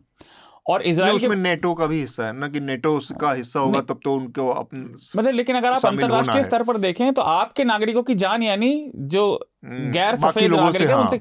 और एक चीज और, इजराइल के अंदर दो तरह के मतलब जो बड़ा डिवाइड है जूइश पॉपुलेशन में भी, वो जो यूरोप से आए थे जो श्वेत ज्यू हैं उन्हें अश्केनाज़ी ज्यू कहते हैं, उनकी जनसंख्या मिज़राही ज्यूज से कम है, जो जिनका विस्थापन एशिया के देशों से हुआ था, जिसमें ईरान सब कुछ थे। जनसंख्या में ज़्यादा होते हुए भी मिज़राही ज्यूज में वहाँ पे जो अधिकतर रूलिंग क्लास है वो अश्केनाज़ी ज्यूज की है, और ये भी वहाँ पे लगता है। बाकी जो वहाँ पे अरबिक पॉपुलेशन है इजराइल की अपनी, वो तो बिल्कुल सत्ता से बाहर है ही, वो तो दोहरा नागरिक उन्होंने दे ही रखा है। ठीक बात। तो इस मामले पर हमारी जो अंतर्राष्ट्रीय मामलों की जिनकी वास्तव में एक्सपर्टीज़ है उसमें थी, हाँ। लेकिन वो चूंकि बाहर हैं, फील्ड में जहाँ पर हैं वहाँ पर इस समय हमसे उनका संपर्क टूट गया है। विकास, आप अपनी बात इस युद्ध पर, इस पूरे मसले पर किस नज़रिए से आप देखते हैं? एक तो ज़्यादातर बातें तो सर ने कही हैं ठीक से, मगर ये है कि पॉलिटिक्स और सारी चीज़ें कैसे कैसे चेंज होती रहती हैं, तो उसमें थोड़ा सा जब मैं पढ़ रहा था तो ईरान और इजराइल का अभी जो भी इक्वेशन है वो हमेशा से ऐसा नहीं था। ईरान पहला देश था जिसने इजराइल को मान्यता दी, और बिल्कुल पूरी तरह इजराइल और इराक और ईरान जब आपस में 10 साल तक लड़ते रहे, तब एक तरफ खड़ा था इजराइल इनके साथ, तब ईरान सबका दोस्त हुआ करता था। हाँ, तो वो मुझे ध्यान आया कि ये वो ज़रूरी है बताना। फिर जिस तरीके से 1989 के आसपास शायद चीज़ें बदली, 79 के आसपास जब क्रांति हुई, और तो वे इक्वेशन चेंज होती गई और फिर दोनों के बीच संबंध भी ख़राब होते गए, पॉलिटिकल टाइज भी उन्होंने ख़त्म कर लिए। तो एक तो वो है, और दूसरा जहाँ तक हिंदी चैनलों और युद्ध की बात हो रही थी तो मुझे वो ध्यान आ गया कि हो सकता है कि इस बार भी किसी के पापा युद्ध रुकवा दें। हाँ, इसमें तो भी युद्ध रुकवाना ही पड़ेगा, क्योंकि बहुत बड़ी भारतीयों की संख्या रहती है, तो इस तरह के बहुत सारे वाकये आ सकते हैं जब पापा को युद्ध रुकवाना पड़ जाए। अगला हमारा विषय है जो कि छत्तीसगढ़ में, जो शार्दुल ने जिक्र किया था कि कैसे वहाँ पर एक बड़े लंबे अरसे बाद एक बड़ी मुठभेड़ हुई है जिसमें 29 माओइस्टों की मौत हुई है, और उसमें बड़े माओवादी लीडर शामिल हैं। सीपीआई माओवादी के बड़े लीडर्स जो हैं, जो वहाँ पर सक्रिय थे, उनकी इसमें मौत हुई है। तो उस पर हम बात करेंगे, लेकिन सबसे पहले मैं जल्दी से वो लेटर्स हैं जो हमारे सब्सक्राइबर्स के, उनको पढ़ देता हूँ, उस पर थोड़ी सी बात कर लेते हैं, और फिर आखिर चर्चा इस हमले के ऊपर करेंगे, इस मुठभेड़ के ऊपर करेंगे छत्तीसगढ़ के कांकेर जिले में जो हुई। बस्तर संभाग में पड़ता है कांकेर, तो 2-3 जिलों का जो संभाग है उसमें कांकेर भी एक जिला है। जो पत्र हैं, पहला पत्र ओनिका का है, 2 हफ्ते पहले मेरे ख्याल से आता, पिछले हफ्ते इसको शामिल होना था, लेकिन मैं ये नहीं था शायद, इसलिए इसको इन लोगों ने पिछली बार नहीं, एक ही दिखा था मुझे तो पिछली बार, वो मैंने पढ़ दिया था। अच्छा, अच्छा, ओके, ठीक बात है। तो हमारे प्रोड्यूसर कह रहे हैं कि आप, ये पत्र आपको संबोधित था, आप थे नहीं, इसलिए इसको उन्होंने रोक दिया था। हाय चर्चा team, thank you for amazing work you do. I did not know it was possible to elevate an already amazing work, but Atul's tippani in the last few months has topped itself and has been a remarkable political satire. I wish to see the episodes with my mom when I visit her next time. Hope she enjoys. What do you think of the high-profile exit from Congress and others to BJP? It's apparent that the current BJP revolves only around a special duo, but what do you think is going to happen in the next few years post this duo? I feel they are going to implode. Not that I will be upset about it if they continue to go at the same pace, as no one else within BJP is given space and outsiders are being celebrated. Or are they happy being where they currently are with the current structure of power and money? तो मेरे ख्याल से बहुत इसी specific विषय पर मैंने अपनी बात थोड़ी देर पहले रखी थी कि कैसे कुछ टाइम के बाद वो चीज़ जो चीज़ एक टाइम पे आपको डिविडेंड देती है, बाद में वो आपके ऊपर बर्डन बन जाती है और उसका नुकसान सीमांत उपयोगिता आ जाती उसका है होता है। उसकी। हाँ, तो ये चीज़ इसी पर मेरे ख्याल से बात हुई। और टिप्पणी आपको पसंद है, इसके लिए बहुत बहुत शुक्रिया। लगातार आप मदद करें, हमारी सब्सक्राइबर्स बनाने में मदद करें, लोगों तक पहुंचाएं। यही हमारे लिए सबसे बड़ी मदद होगी, सबसे बड़ी हेल्प होगी, और न्यूज़ लॉन्ड्री की पत्रकारिता आगे बढ़ पाएगी। अगर इस वाले मसले पर जो उन्होंने जो मोदी और शाह के इर्द गिर्द जो केंद्रित भाजपा का कल्चर बढ़ रहा है, जिस पर शार्दुल और विकास आप लोगों पे अपनी राय रखना चाहें। नहीं, मुझे कुछ नहीं रखना इस पे। तो 2 हफ्ते पहले हमने दल बदलने और इस पर विस्तार से चर्चा की ही थी, जब कांग्रेस की भी बात हुई थी, भाजपा की भी। तो मुझे विश्वास है ओनिका ने सुनी ही होगी। तो एक सवाल जो सर मुझे लगता है जो कहा कि high profile exit from the Congress, तो वो मुझे लग रहा है कि उसमें 2 चीज़ें हैं। मुझे संबित पात्रा ध्यान आ जाते हैं, क्योंकि वो भी टीवी के लिहाज से तो बहुत हाई प्रोफाइल थे, लेकिन ग्राउंड पे जीते नहीं, और पिछले 2-3 सालों से अच्छी मेहनत कर रहे हैं इस बार जीतने के लिए, तो शायद जीत भी जाएं। लोग कह रहे हैं तो जीत सकते डिपेंड हैं। की हाई प्रोफाइल का जो डेफिनेशन है वो किस तरीके से। जो लोग कांग्रेस में थे निश्चित तौर पर वो प्रवक्ता के तौर पर बहुत अच्छे थे, आइडियोलॉजिकली वो अच्छे से डिफेंड कर रहे थे। इनमें गौरव वल्लभ हों या रोहन गुप्ता, जो 2 लोग बड़े नाम जिनके इसमें क्या है कि कई सारे फैक्टर हैं, जो हाई प्रोफाइल एग्जिट्स के कई फैक्टर हैं, उसको उस तरह से देखने की जरूरत है। जैसे एक फैक्टर है, बहुत कॉमन फैक्टर के तौर पर एस्टैब्लिश हो चुका है, कि जैसे किसी की कमज़ोर नस पकड़ में किसी के आ गई और उसको उस तरह से तैयार कर लिया गया कि या तो हमारी मदद करो, नहीं तो तुम जेल भी जा सकते हो। दूसरा फैक्टर ये है कि अगर आप थोड़ा सा पर्सपेक्टिव में देखें चीज़ों को, तो जो पार्टी सत्ता में रहती है, बहुत ताकतवर रहती है, उसके पक्ष में नेताओं का मतलब खासकर 1%, 2%, 3%, 5% हिस्सा होता है, जैसे वोटर स्विंग करता है लास्ट मोमेंट पे, कि वो डिसाइड नहीं रहता कि एकदम फिक्स कि मैं, एक तो कोर आइडियोलॉजिकल वोटर होता है, फिक्स रहता है कि मैं बीजेपी को ही दूंगा, मैं वामपंथियों को ही दूंगा, या मैं कांग्रेस। स्विंग वोटर होता है जो आखिर में जाता है कि यार इधर ताकत है तो चलो इधर चलते हैं, उधर जा रही चलो उधर चलते हैं। उसी तरह से एक पॉलिटिकल क्लास में भी एक बड़ा हिस्सा है जो सत्ता के इर्द गिर्द रहना चाहता है और रहता है, और उसके हिसाब से अपनी लॉयल्टी चेंज करता रहता है। जैसे मुझे याद है 98-99 में जब अटल बिहारी वाजपेयी की सरकार थी और वो अपने एंड की तरफ बढ़ रही थी, तो बड़े सारे लोगों की उस समय भी एंट्री हुई थी, और उसमें तो बहुत बड़ी जो कामयाबी थी वो थी एक गांधी को, मतलब वरुण गांधी को जिस तरह से प्रचारित किया। हालांकि मेनका गांधी तब तक इंडिपेंडेंट लड़के बीजेपी को सपोर्ट करती थी, लेकिन वरुण गांधी ने पार्टी ज्वाइन की, सदस्यता ली। तो ये, और 2008-9 वाला पीरियड अगर देखें तो बड़ी संख्या में भाजपा छोड़ लोग कांग्रेस और एनडीए यूपीए का हिस्सा बन रहे थे। इस बार भी लेकिन कांग्रेस में, लेकिन ये बात सही है कि इस बार की जो गति है, जो पेस है, वो ज्यादा है, तेज है, क्योंकि इससे पहले इतना स्कैटर्ड विपक्ष भी नहीं था जितना स्कैटर्ड आज की तारीख में। ये बात बहुत ईमानदारी की है कि मतलब जिस तरह से संगठित हो जाना चाहिए, जैसे इमरजेंसी तो एक बहुत एक्सेप्शनल केस था कि जहाँ पर सारा विपक्ष हो गया था इकट्ठा, लेकिन उसके बाद भी नरसिम्हा राव के बाद जब एनडीए बनाया बीजेपी ने, उसके संरचना की, तो एक तरह से संगठित हो गए थे। कॉमन एजेंडा था, कॉमन मिनिमम प्रोग्राम था, एक नाम था उसमें पार्टी से। वो चीज़ जो है कॉमन मिनिमम एजेंडा जैसी चीज़ों की अनुपस्थिति, एक प्रॉपर सेक्रेटरिएट की अनुपस्थिति, इंडिया अलायंस के एक प्रॉपर चेहरे की अनुपस्थिति, की कौन कन्वीनर है, कौन संयोजक है, कौन वो देख रहा है, सारी चीज़ें, ये सारी चीज़ें हैं मिसिंग अभी, तो पेस ज़्यादा है। नहीं। दूसरा अंशुल रावत का है लेटर। नमस्ते एनएल चर्चा सभी सदस्यों को। चर्चा 314 पर्यावरण पर हुई चर्चा बहुत ही रोचक थी। हृदय जी का पर्यावरण प्रति लगाव उनकी हर टिप्पणी में दिखता है। इस चर्चा में आनंद जी की टिप्पणी की रियलिस्टिक गोल्स नहीं रखे गए थे टोक्यो समिट में, पर अब थोड़े रियलिस्टिक हैं। इससे मैं थोड़ा असहमत हूँ।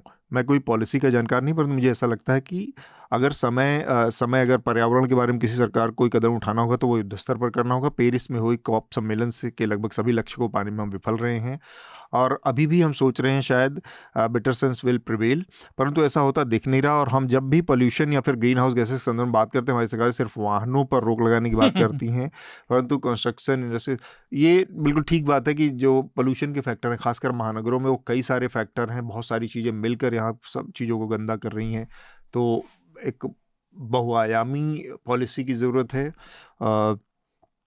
उसमें सुधार की ज़रूरत है। और अंशुल अपनी बात को आगे बढ़ाते हुए कहते हैं कि 200 शब्दों में अपने भाव को मैं व्यक्त नहीं कर पाया, तो मैं दूसरा आगे थोड़ा सा इसको और बढ़ा रहा हूँ और पिछले पत्र का ये विस्तार है। ये स्थानीय वास्तुकला को बढ़ावा मिलना चाहिए, खासकर रेजिडेंशियल कंस्ट्रक्शन में। इंडस्ट्रियल और कमर्शियल कंस्ट्रक्शन में भी हम डिज़ाइन को इस प्रकार करें कि वो एनर्जी एफिशिएंट हो। एनर्जी एफिशिएंट, एनवायरमेंटल एफिशिएंट, ये सारी चीज़ें कॉन्सेप्ट में आ रही हैं धीरे धीरे। बाकी इस चर्चा में 5 पुर्तगाली युवकों द्वारा किए गए केस से मुझे अभी हाल ही में देखी गई एक वेब सीरीज़ की याद आ गई जो नेटफ्लिक्स पर उपलब्ध है, 3 बॉडी प्रॉब्लम। काफ़ी रोमांचक साईफाई सीरीज़ है और यूएन की एक रिपोर्ट है, global status report for building and construction, जो कि बताती है साल 2023 में construction industry 21% global green house gases के लिए जिम्मेदार है। तो ये सारी चीज़ें हैं। और इसके बाद अंशुल ने हमें लॉन्ग लिव एंड प्रॉस्पर, तो हमें ये भी उनके शुभेच्छा के लिए बहुत बहुत धन्यवाद। रेखा का एक और लेटर है, शार्दुल मैं पढ़ूं? हाँ। रेखा लिखती हैं, writing to appreciate the excellent discussion on climate change and the incredible fact that I heard the words great Indian bustard on a podcast. धन्यवाद Rekha. I think Charcha really triumphs where Hafta miserably fails in having nuanced conversations about environmental issues. ऐसा कैसे हो सकता है कि एक चीज के लिए ही शार्दुल को पहले लानत दी जाए और फिर तारीफ की जाए?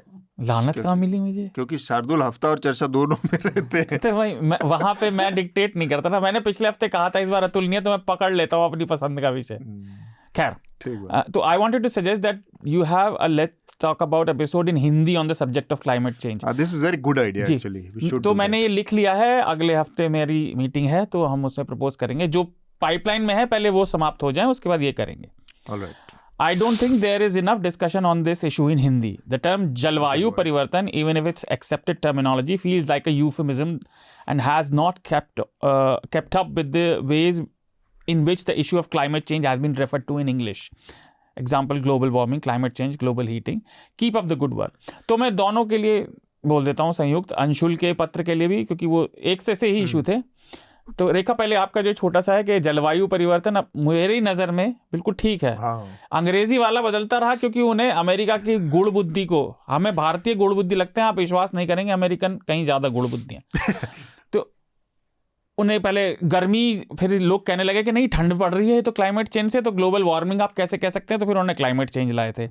ग्लोबल हीटिंग भी बीच में कहीं आया था और भी, क्योंकि वहाँ पे ये बड़ा राजनीतिक मुद्दा है। हमारे यहाँ एक्सेप्टेड है लेकिन काम नहीं हो रहा। तो जो मैं अंशुल के उसकी भी बात है, अंशुल है क्या कि सारी चीज़ एक साथ होने की ज़रूरत है। और हृदेश ने और मैंने अलग अलग समय पे यह उदाहरण बहुत बार दिया है। ये बिल्कुल वही धीरे धीरे पानी उबलते हुए मेंढक वाली सिचुएशन है। और ये मानव समाज की कमी है कि अधिकतर लोगों के पास दूरदर्शिता नहीं होती। हम पास की नुकसान और फ़ायदा पहले देख पाते हैं। ये इतने बड़े लेवल की चीज़ है कि अब हमें वो गति आमूलचूल परिवर्तन में चाहिए, तो बहुत तेज और बहुत बड़ा परिवर्तन, जो बहुत मुश्किल है क्योंकि सबके निहित स्वार्थ हैं। ठीक बात। यही दिक्कत है आज की डेट में। जो आपने पॉइंट उठाए वो बिल्कुल ठीक है, लेकिन सिर्फ वो नहीं, उनके साथ आपको जैसे बिजली पर पिछले हफ्ते बात हुई थी वो भी करना पड़ेगा, और वाहनों में भी करना पड़ेगा, घर के कंस्ट्रक्शन में तो करना ही है। उसके लिए लोग तैयार नहीं है, फिर पैसा नहीं है, फिर वो अंतर्राष्ट्रीय राजनीति भी आ जाती है। तो पत्र हमें भेजते रहिए, आपके पत्रों से, सुझावों से हमें मदद मिलती है। जैसा कि इसमें एक LTA का जिक्र आया जी, और वो हम कोशिश करेंगे कि उसको शामिल करें, उसको करें।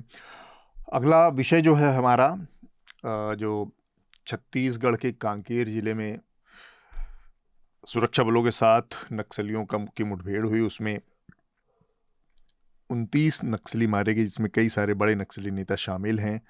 और एक लिहाज से पिछला कुछ साल देखें तो हम जो मुठभेड़ों की, नक्सली हमलों की जो फ्रिक्वेंसी थी, जो उसकी निरंतरता थी, उसमें कमी आई थी। और ख़ासकर 2015-16 के बाद से काफ़ी उसमें गिरावट देखने को मिली। और आम तौर पर पहले जो बड़ी संख्या में सुरक्षा बल के लोग निशाना बनते थे, उसमें काफ़ी कमी आई है। तो एक ये बड़ी सांत्वना की कहें आप की बात है। लेकिन ये जो साल है, इसमें थोड़ा सा अगर नंबर्स को हम देखें तो ये नंबर्स थोड़ा चिंता बढ़ाने वाले हैं, क्योंकि 2019 ऑनवर्ड अगर हम देखें तो नंबर्स बहुत कम थे मुठभेड़ों के। और नक्सलियों के, माओवादियों के मारे जाने की संख्या के हिसाब से देखें तो ये एक सर्ज है, इसमें बढ़ावट है, बढ़ोतरी है। लेकिन ये दूसरी तरफ ये चिंता की भी बात है कि क्या ज़्यादा लोग ज्वाइन कर रहे हैं, ज़्यादा लोग जुड़ रहे हैं और फिर से कोई नई शुरुआत हो रही है। 19 में 65 नक्सली मारे गए थे पूरे साल में, 2020 में 36, और 21 में 47, 22 में 30 और 23 में 24 आ गया था। तो ये लगातार डिक्लाइन जो हो रहा था, इससे लग रहा था कि मामला नक्सलवाद समाप्ति की ओर है या बहुत कम पॉकेट्स में रह गए ये वो। और उनके भी हमले जो थे, उनकी भी फ्रिक्वेंसी काफ़ी कम हुई थी। लेकिन 2024 में ये अचानक से बढ़ा है, 24 से ये 80 के पास चला गया है। तो ये जो बढ़ा हुआ नंबर है, ये बताता है कि शायद चीज़ें फिर से कहीं आकार ले रही हैं, या फिर सुरक्षा बल ज़रूरत से ज़्यादा मुस्तैद हैं और उन जगहों पर भी पहुंचकर काम कर पाने में और एक्शन ले पाने में कामयाब हो रहे हैं, जहां पर पहले नहीं पहुंच पाते थे। मैं काशिफ आपसे जानना चाह रहा हूँ, ये जो आप चूँकि मध्य प्रदेश और छत्तीसगढ़ के इलाके को देख रहे हैं, समझ रहे हैं, ये जो घटना हुई है, इससे किस तरह का संदेश गया है? क्या चुनावों के मद्देनज़र ये एक्शन है सुरक्षा बलों का, लोगों के अंदर इससे विश्वास पैदा होगा, या फिर इससे एक तरह की चिंता भी पैदा होती है? देखिए, जब भी मुठभेड़ होता है असर आम लोगों पे तो होता ही है, तो वो उनके लिए कहीं से भी फायदेमंद तो नहीं, ये पहली बात। क्योंकि चाहे सुरक्षा बल हो, चाहे वो माओवादी हो, ये दोनों मिलकर के आम जो वहां की जनता है, ये दोनों दोनों तरफ से क्रश होते हैं। तो आम के लिए तो ये फायदा नहीं है, चाहे वो चुनाव से पहले हो चाहे बाद में। अगर मैं रिपरकशन की बात करूं तो वो नुकसान ज्यादा है चुनाव से पहले इस तरह की चीजें, क्योंकि आदिवासी नहीं चाहते हैं कि विद्रोह इस तरह की चीजें हो और लोग मारे जाएं। ये एक पहली बात। दूसरी बात कि 2021 हमको याद होगा कि एक बड़ा मुठभेड़ हुआ था, जिसमें करीब हमने 28 जवान खोए थे। और इसमें हिडमे का नाम सामने आया था कि कैसे उसने ये सारी चीजें प्लान की और लोगों को मारा। लेकिन बीच में कुछ शांति दिखी और छोटे छोटे मामले हमने छुटपुट घटनाएं इधर से उधर से देखी, कि जहाँ पे कभी सुरक्षा बल के कुछ लोग हो जा रहे हैं, कई बार वहां के लोग हो जा रहे हैं। लेकिन एक बात जो देखनी पड़ेगी, जो एज अ मध्य प्रदेश को ज्यादा नजदीक से देखने पे समझ में आती है, कि कुछ वक्त से पिछले 2-3-4 सालों से एक एमएमसी कॉरिडोर क्रिएट हुआ है। ये क्रिएट हुआ है मध्य प्रदेश और छत्तीसगढ़ के बीच में। महाराष्ट्र, छत्तीसगढ़ और मध्य प्रदेश, ये तीन, इसीलिए इसको एमएमसी कॉरिडोर कहते हैं। और ये कान्हा और बांधवगढ़ टाइगर रिजर्व का भी काफी कोर जोन तक ये फैला हुआ है। और जो मध्य प्रदेश में जो ये खत्म हो गया था माओवादियों का इम्पैक्ट, वो फिर से एक शेप ले रहा है पिछले 3-4-5 सालों से, हम कह सकते हैं।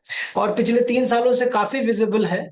और अगर मध्य प्रदेश पुलिस की बात करें तो अब तक उन लोगों ने करीब 1 करोड़ के नामी नेताओं को, माओइस्ट नेताओं को अब तक वो मार गिराया उन्होंने। इसी महीने की अगर मैं बात करूं तो पहले वीक में ही एक घटना में 2 लोगों को, जो उनके लीडर कमांडर थे, उनको मारा गया और करीब उन पे 20 लाख के आसपास का इनाम था।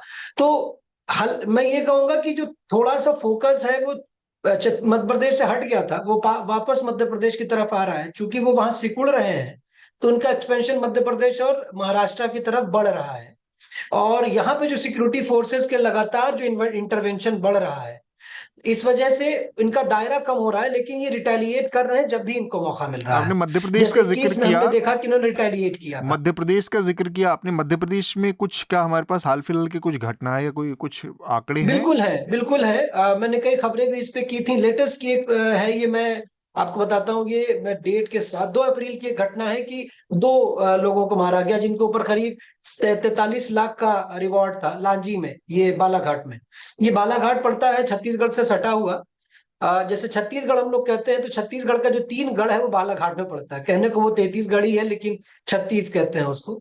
तो 3 गढ़, जो ये जो कॉरिडोर है यहाँ पे, तो इस पे गढ़चिरौली, बांधवगढ़, कान्हा और ये महाराष्ट्र, ये छत्तीसगढ़ को कनेक्ट करते हुए ये कॉरिडोर बना है, जो बहुत तेजी से इमर्ज हो रहा है। इसके लिए मध्य प्रदेश सरकार ने अलग से हॉक फोर्सेस बनाई हैं और ऑपरेशन कंटिन्यूअसली उसको वो कंडक्ट कर रहे हैं। और पिछले 2 साल 3 साल का अगर हम माने, तो उनका कहना है कि करीब 1 दर्जन के आसपास लोगों को उन्होंने मारा है, जिन पे करीब 1 से 1.5 करोड़ तक का इनाम जी। अब तक ओवरऑल रहा है। जो लेटेस्ट की बात करूं तो मैं 43 लाख का उन पे इनाम था।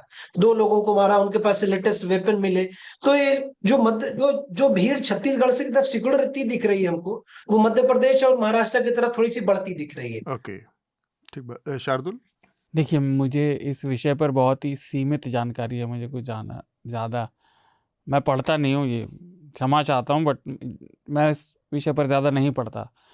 लेकिन इतना मुझे पता है, हमारी जो रिपोर्ट्स वर्षों में होती रही हैं दोनों तरफ की, कि अन्याय दोनों तरफ से होता है, सुरक्षा बलों की तरफ से भी। जैसे पहले सेल्वा जोड़ सबसे बड़ा एग्जाम्पल था उसका, लेकिन उसको बहुत साल हो गए। उसके अदालतों ने बहुत सारे फैसले दिए जिसमें हाँ, उन्होंने कहा कि आपने एक्सेस किया है, एक्सेस किया है और लोगों के ऊपर अत्याचार हुआ है। लेकिन इस डिस्क्लेमर के बाद भी अंदरूनी हथियार उठा के जो क्या कहते हैं क्रांति टाइप का, मैं व्यक्तिगत तौर पर उसका समर्थक नहीं हूँ। अगर आप वो करना चाहते हैं तो फिर हम सब के पास बहुत, फिर स्टेट के पास हथियार चलाने का लॉजिक नहीं, वो चीज़ भी है। फिर नहीं, मैं ये नहीं कह रहा कि किसी की वेदना कम या ज़्यादा है, लेकिन सबका ऐसा नहीं है कि केवल कुछ खास ही लोगों का या खास जगह के लोगों का ही जीवन ज़रूरत से ज़्यादा वेदना और दर्द भरा रहा है या उसे ज़्यादा यातनाएं मिली हैं। अगर हम देश के संविधान में विश्वास रखते हैं तो फिर हमें ये चीज़ भी माननी पड़ेगी। आप सेलेक्टिवली चूज़ नहीं कर सकते। और हथियारबंद क्रांति अगर आपको करनी है तो फिर वो देश नहीं है, फिर वो आप उसका पूरा प्रारूप बदल जाएगा। मुझे थोड़ा सा इस पे 2-3 बातें हैं, मैं कहूँगा। नहीं, बिल्कुल है ना, कुछ तो सर मतलब सहमत हूँ मैं शार्दुल की बात से कि हथियारबंद क्रांति से तो बहुत ज़्यादा हल नहीं निकलता है। लेकिन पिछले दिनों में जैसे लद्दाख में 21 दिनों का आमरण अनशन भी किया, उससे भी सोनम नहीं निकल रहा। वांगचुक जी ने भी, और सरकार अगर बिल्कुल असंवेदनशील हो तो उससे भी नहीं निकलता है। लेकिन तो हल निकलता है जैसा आज पहले चरण में मतदान हो रहा है उससे।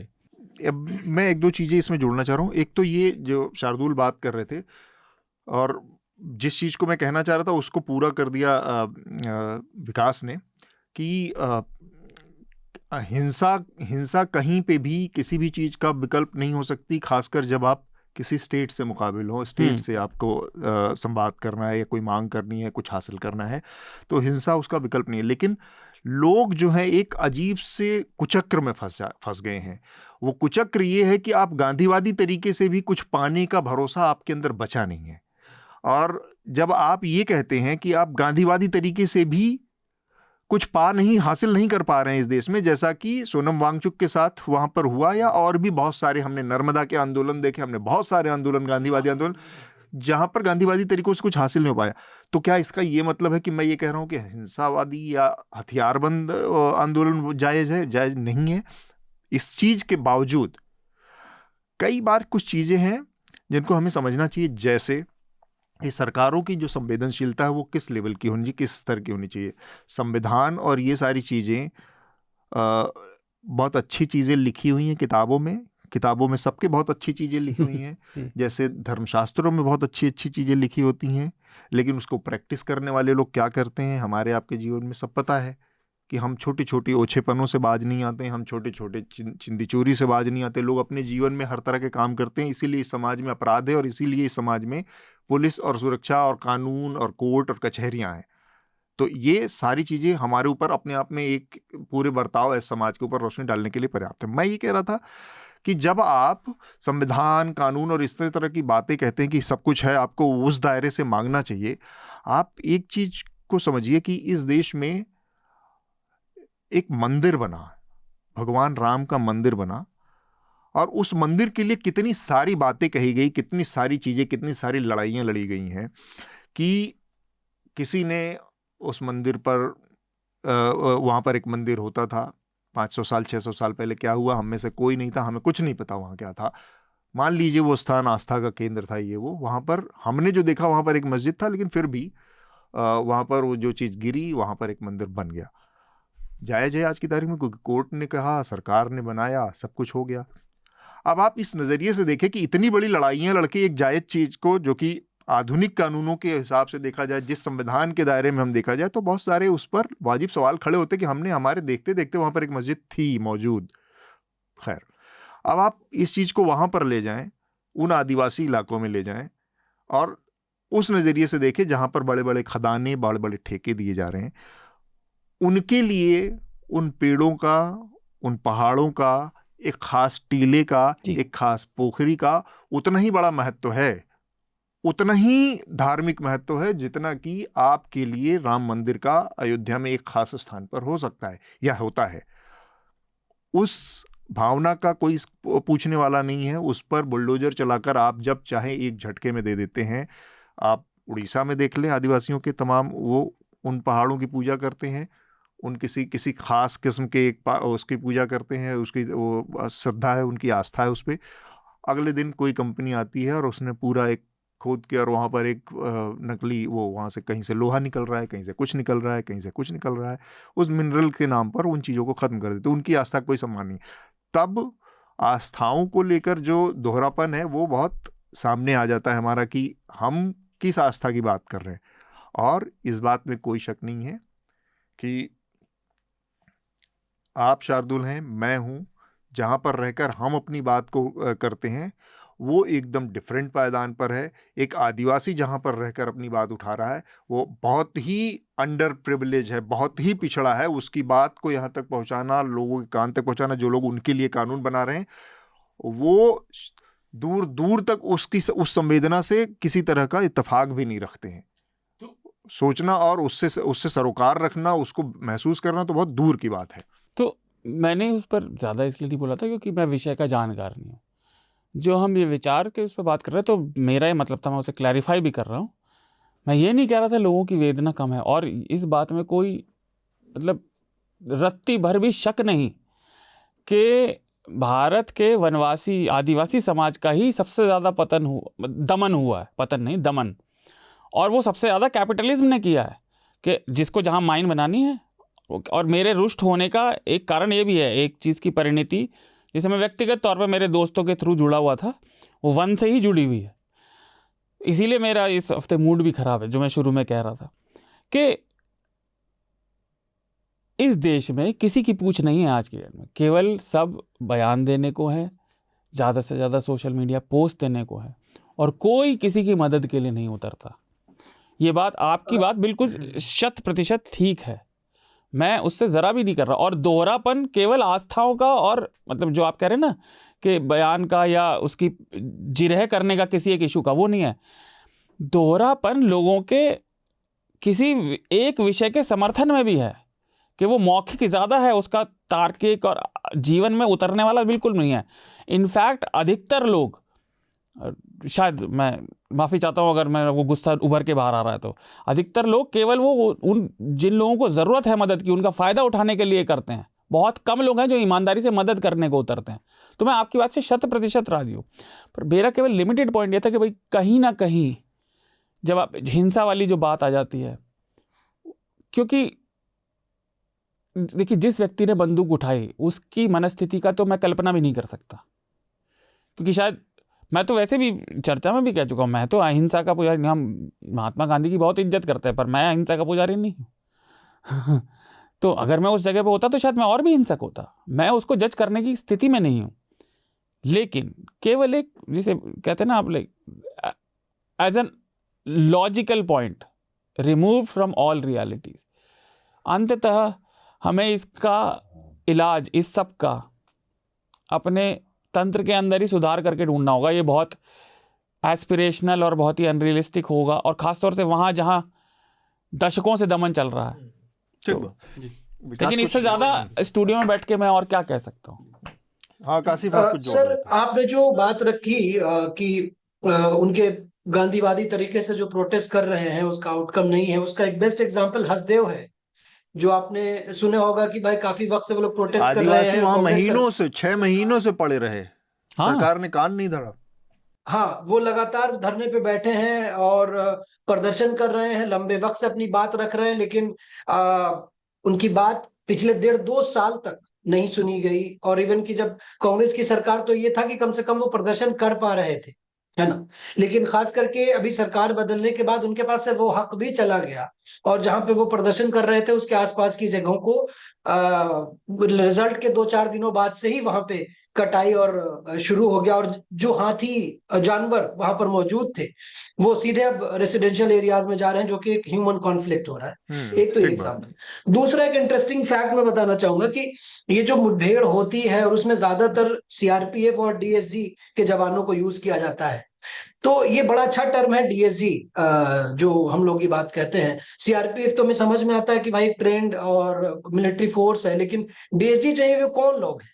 ये दो वो उस तरह के लोग हैं, या तो जिन्होंने सरेंडर किया, जो माओवादी थे, जिनके पास बहुत ज्यादा ट्रेनिंग नहीं है, या तो ये वो होते हैं, या तो फिर गांव से किसी को भी पकड़ करके जिसको इंटरेस्टेड हो कि हाँ मेरे पास कोई और रास्ता नहीं है कमाने का, कुछ करने का, तो रोज की ह्यूमिलिएशन से बेहतर है कि डीएसजी में शामिल हो जाओ। तो क्योंकि डीएसजी में शामिल होते ही उसके पास एनॉर्मस पावर आ जाती है। तो ये इस तरह के जो ऑपरेशंस होते हैं उसमें आगे उनको भेजा जाता है। और ज्यादातर जो हमने 2021 में देखा कि जो 28 हमारे जवान शहीद हुए, उसमें ज्यादातर डीएसजी के ही लोग शामिल थे, क्योंकि वो ट्रेंड नहीं होते हैं ना उस आर्म्स के साथ, ना उस तरह के उतने सिचुएशन को टैकल करने के लिए, ना इतना टेक्निकली वो साउंड होता है। हमने 2021 में एक स्टोरी की थी, मैं उसको थोड़ा सा यहाँ पे जिक्र करूंगा कि लोन वरट्टू करके एक स्कीम लाई गई सरकार के जरिए कि कम बैक होम, गोंडी में उसका मतलब होता है, जिसमें ये बात कही गई कि भाई जो सरेंडर करेगा उसको हम नौकरी भी देंगे और उसको रिहेबिलिटेट भी करेंगे और प्रोटेक्ट भी करेंगे, सारी तरह की चीजें। लेकिन जब हम लोगों ने उस स्कीम के अंदर घुस के जाना शुरू किया, देखना शुरू किया, तो देख रहे हैं कि आम आदमी जिसका कोई लेना देना नहीं है, जो कई बार वहां नहीं रह रहा है, उसका नाम सरेंडर की लिस्ट में है। क्यों? क्योंकि सरेंडर करने वालों के जितने लोगों को सरेंडर कराएंगे उसका मॉनेटरी बेनिफिट मिलता है, लोकल प्रशासन को, उनके पास उसका फंड होता है जो यूज किया जाता है। उसके बाद कई बार इस तरह के केसेस आपको मिलेंगे कि गांव में प्रशासन फोर्सेस गई और वहां से कुछ लोगों को उठा के ले आई, ये कह के कि ये भाई ये नक्सली है, जबकि कोई सीधा लिंक नहीं मिला। 3 महीने 6 महीने के बाद पता चलता है कि या तो वो उसकी मौत हो गई। जैसे हमने एक केस को हमने एक स्टोरी की थी टीआरटी वर्ल्ड के लिए भी और न्यूज क्लिक के लिए भी, जिसमें इस बात को हम लोगों ने जिक्र किया था कि कैसे कि लोगों को ला करके बंद रखा गया और उनकी मौत हो गई टॉर्चर से, और उनको बाद में कुछ और बता करके उनको हटा दिया गया, जबकि लास्ट तक बॉडी नहीं दी गई। तो इस तरह के सिचुएशन में, कॉन्फ्लिक्ट में जो लोग पिस रहे हैं वो है आम लोग हैं।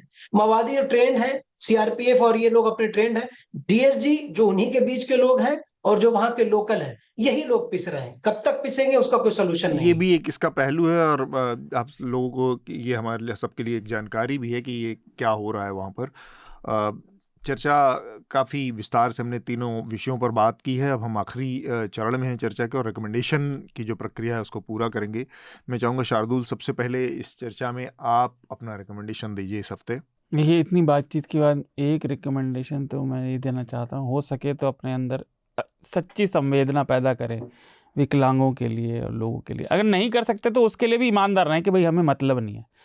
झूठ ना फैलाएं, झूठ लोगों को ज़्यादा दुखी करता है। और मेरा इस हफ्ते कोई ज़्यादा रिकमेंडेशन नहीं है, बस एक है, वो भी मेरा व्यक्तिगत तौर पर है। मुझे बचपन से एक्समैन कॉमिक ज़्यादा पसंद थी, क्योंकि वो उस समय अमेरिका में नस्ल भेद के उससे शुरू हुई थी और सामाजिक विषयों का उसमें म्यूटेंट्स के रूप में दिखाया गया था।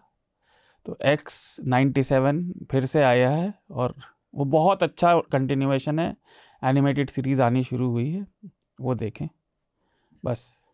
विकास, आप क्या रिकमेंड करेंगे? सर, 2 चीज़ें हैं। एक तो आकाश आनंद का इंटरव्यू जो हमने रिसेंटली किया है, वो इस लिहाज से कि किस तरीके से मुझे ऐसा लगा कि आइडियोलॉजिकली उनमें कुछ चेंज आया है बसपा की उस तरीके, तो उस लिहाज से मतलब मैं रिकमेंड कर रहा हूँ। और दूसरी फिल्म आई हाल ही में नेटफ्लिक्स पर, चमकीला। यही तो मैं भी रिकमेंड करने वाला हूँ। ओह अच्छा, तो ठीक है। वो फिल्म में जितने विषयों पर हमने बात की है वो लगभग कई सारी चीज़ें उसमें आती हैं, सही। तो इस वजह से। काशिफ, आप क्या रिकमेंड करेंगे? सर रिसेंटली मैं एक बड़ी इंटरेस्टिंग एक छोटी सी डॉक्यूमेंट्री है जिसको मैंने देखी और ये ऑस्कर नॉमिनेटेड भी रही है, wonderful story of Henry sugar. जो इसमें जो यूनिकनेस ये है कि ये एक मिलियनेयर रहता है अमेरिका का, जो एक टेक्निक योगा के जरिए एक टेक्निक डेवलप कर लेता है और उससे वो बिना आंख बंद किए भी वो सब कुछ बहुत क्लियरली देख सकता है। और ये 40 मिनट की डॉक्यूमेंट्री है और योगा और कई चीजें आप जब देखेंगे तो आपको महसूस होगा कि ये साइंटिफिक नहीं है, ये लॉजिकल नहीं है, लेकिन प्रैक्टिकल चीजों का कोई हमारे पास बहुत ऐसी चीजें हैं जिसका हमारे पास जवाब नहीं है। तो मुझे लगता है कि वो जरूर देखनी चाहिए। It's a thought provoking documentary. ठीक बात। तो मेरा भी रिकमेंडेशन वही है, अमर सिंह चमकीला, जो कि पंजाब के सिंगर थे, एक पंजाबी गायक थे, और उनकी वाइफ अमरजोत कौर, इन दोनों की कहानी है। इम्तियाज़ अली ने बहुत दिनों बाद एक फ़िल्म बनाई है, काफ़ी 5 मेरे ख्याल से 4-5 सालों के अंतर के बाद उनकी कोई फ़िल्म आई है, बड़ी दिलचस्प फ़िल्म है। और इसमें कई सारे कॉन्फ्लिक्ट हैं। मसलन अमर सिंह चमकीला जो थे, बहुत ही ज़्यादा पॉपुलर सिंगर थे, लेकिन दलित जाति से थे, दलित थे। और दूसरा मेरे ख्याल से 24-25 साल की उम्र में इन दोनों की, 25 से 26 साल की उम्र में दोनों की हत्या हो गई, गोली मार दी गई। और उसके पहले की जो कहानी है, कॉन्फ्लिक्ट है बेसिकली, उसमें ये है कि कैसे कास्ट अपना रोल प्ले करता है, कैसे बाकी चीज़ें। चमकीला के ऊपर आरोप ये था कि वो, जैसे आजकल भोजपुरी में अश्लील गानों की बाढ़ है, हमारे तमाम जितने बड़े खिलाड़ी यहाँ पर आपको दिखते हैं, भोजपुरी के बड़े चेहरे, चाहे वो मनोज तिवारी हों, चाहे रवि किशन हो। रवि किशन तो सिंगर नहीं है लेकिन एक्टर हैं, पर भोजपुरी फिल्मों में उन्होंने भी वही गंद फैलाई है। तो अश्लीलता, उस तरह के गाने चमकीला गाते थे और अपनी पत्नी के साथ मंच से गाते थे। उन दोनों का अपना एक डुएट होता था जिसको लोग बहुत पसंद करते थे उसमें। अब उसमें धर्म कैसे रोल प्ले करता है ये स्पॉइलर हो जाएगा, इसलिए आप लोग फिल्म देखिए, क्योंकि सारी जानकारी बस एक लाइन बस यहाँ पर अंडरलाइन करके और मैं इस बात को ख़त्म कर दूंगा कि अगर अमर सिंह चमकीला दलित नहीं होता तो शायद किसी को इतनी दिक्कत नहीं होती, क्योंकि उसमें एक लाइन है और एक सीन है जिसमें ठेकेदार टाइप 5 बड़े लोग बैठे थे और उनके सामने अमर सिंह चमकीला पेशी थी। एक ही लाइन कहता कि क्या ये अश्लील गाने सिर्फ इस समय मैं ही गा रहा हूँ, मैं ही गाता हूँ? इसका कोई जवाब नहीं था किसी के पास। तो इस रिकमेंडेशन के साथ आज की चर्चा को हम यहाँ रोकेंगे। चर्चा पूरी हुई। स्मिता, काशिफ, शार्दुल और विकास, आप सबका बहुत बहुत शुक्रिया इस चर्चा में शामिल होने के लिए। जाने से पहले एक बार फिर से आप लोगों से वही जानकारी, वही अपील, न्यूज़ लॉन्ड्री के तमाम हमारे जो चुनाव के फंड हैं, election fund, news laundry the news minute के साझा चुनाव कार्यक्रम हैं, इनको पूरा करने में हमारी मदद करें, क्योंकि हम ना तो कोई प्रायोजित कार्यक्रम चलाते हैं, ना कोई विज्ञापन लेते हैं, ना किसी सरकार से, ना किसी कॉरपोरेट से। सिर्फ हमारी मदद, हमारे कार्यक्रमों को आप सहयोग करते हैं, सहायता देते हैं, सब्सक्राइबर हमारे। इसको पूरा करें, क्योंकि पत्रकारिता जब आपकी मदद से, आपके सहयोग से चलेगी तभी आपकी बात करेगी। शिकायतें बहुत आप लोग करते हैं, सारे लोग करते हैं कि मीडिया जनता की बात नहीं करता। उसकी एक बहुत बड़ी वजह यही है क्योंकि मीडिया के मुंह में, मीडिया के पेट में जो खाना है, जो रोटी है, वो कहीं और से आ रही है। धन्यवाद। Bye bye. आपको उन मीडिया संस्थानों को समर्थन देना होगा जो सरकारी विज्ञापनों पर निर्भर नहीं है। न्यूज़ लॉन्ड्री ऐसा ही मीडिया प्लेटफॉर्म है। हम किसी से विज्ञापन नहीं लेते। न्यूज़ लॉन्ड्री को सब्सक्राइब करने के लिए newslaundry.com/subscription पर जाएं और अपने मन मुताबिक राशि चुनें। न्यूज़ लॉन्ड्री को सब्सक्राइब करें और गर्व से कहें, मेरे खर्च पर आजाद हैं खबरें।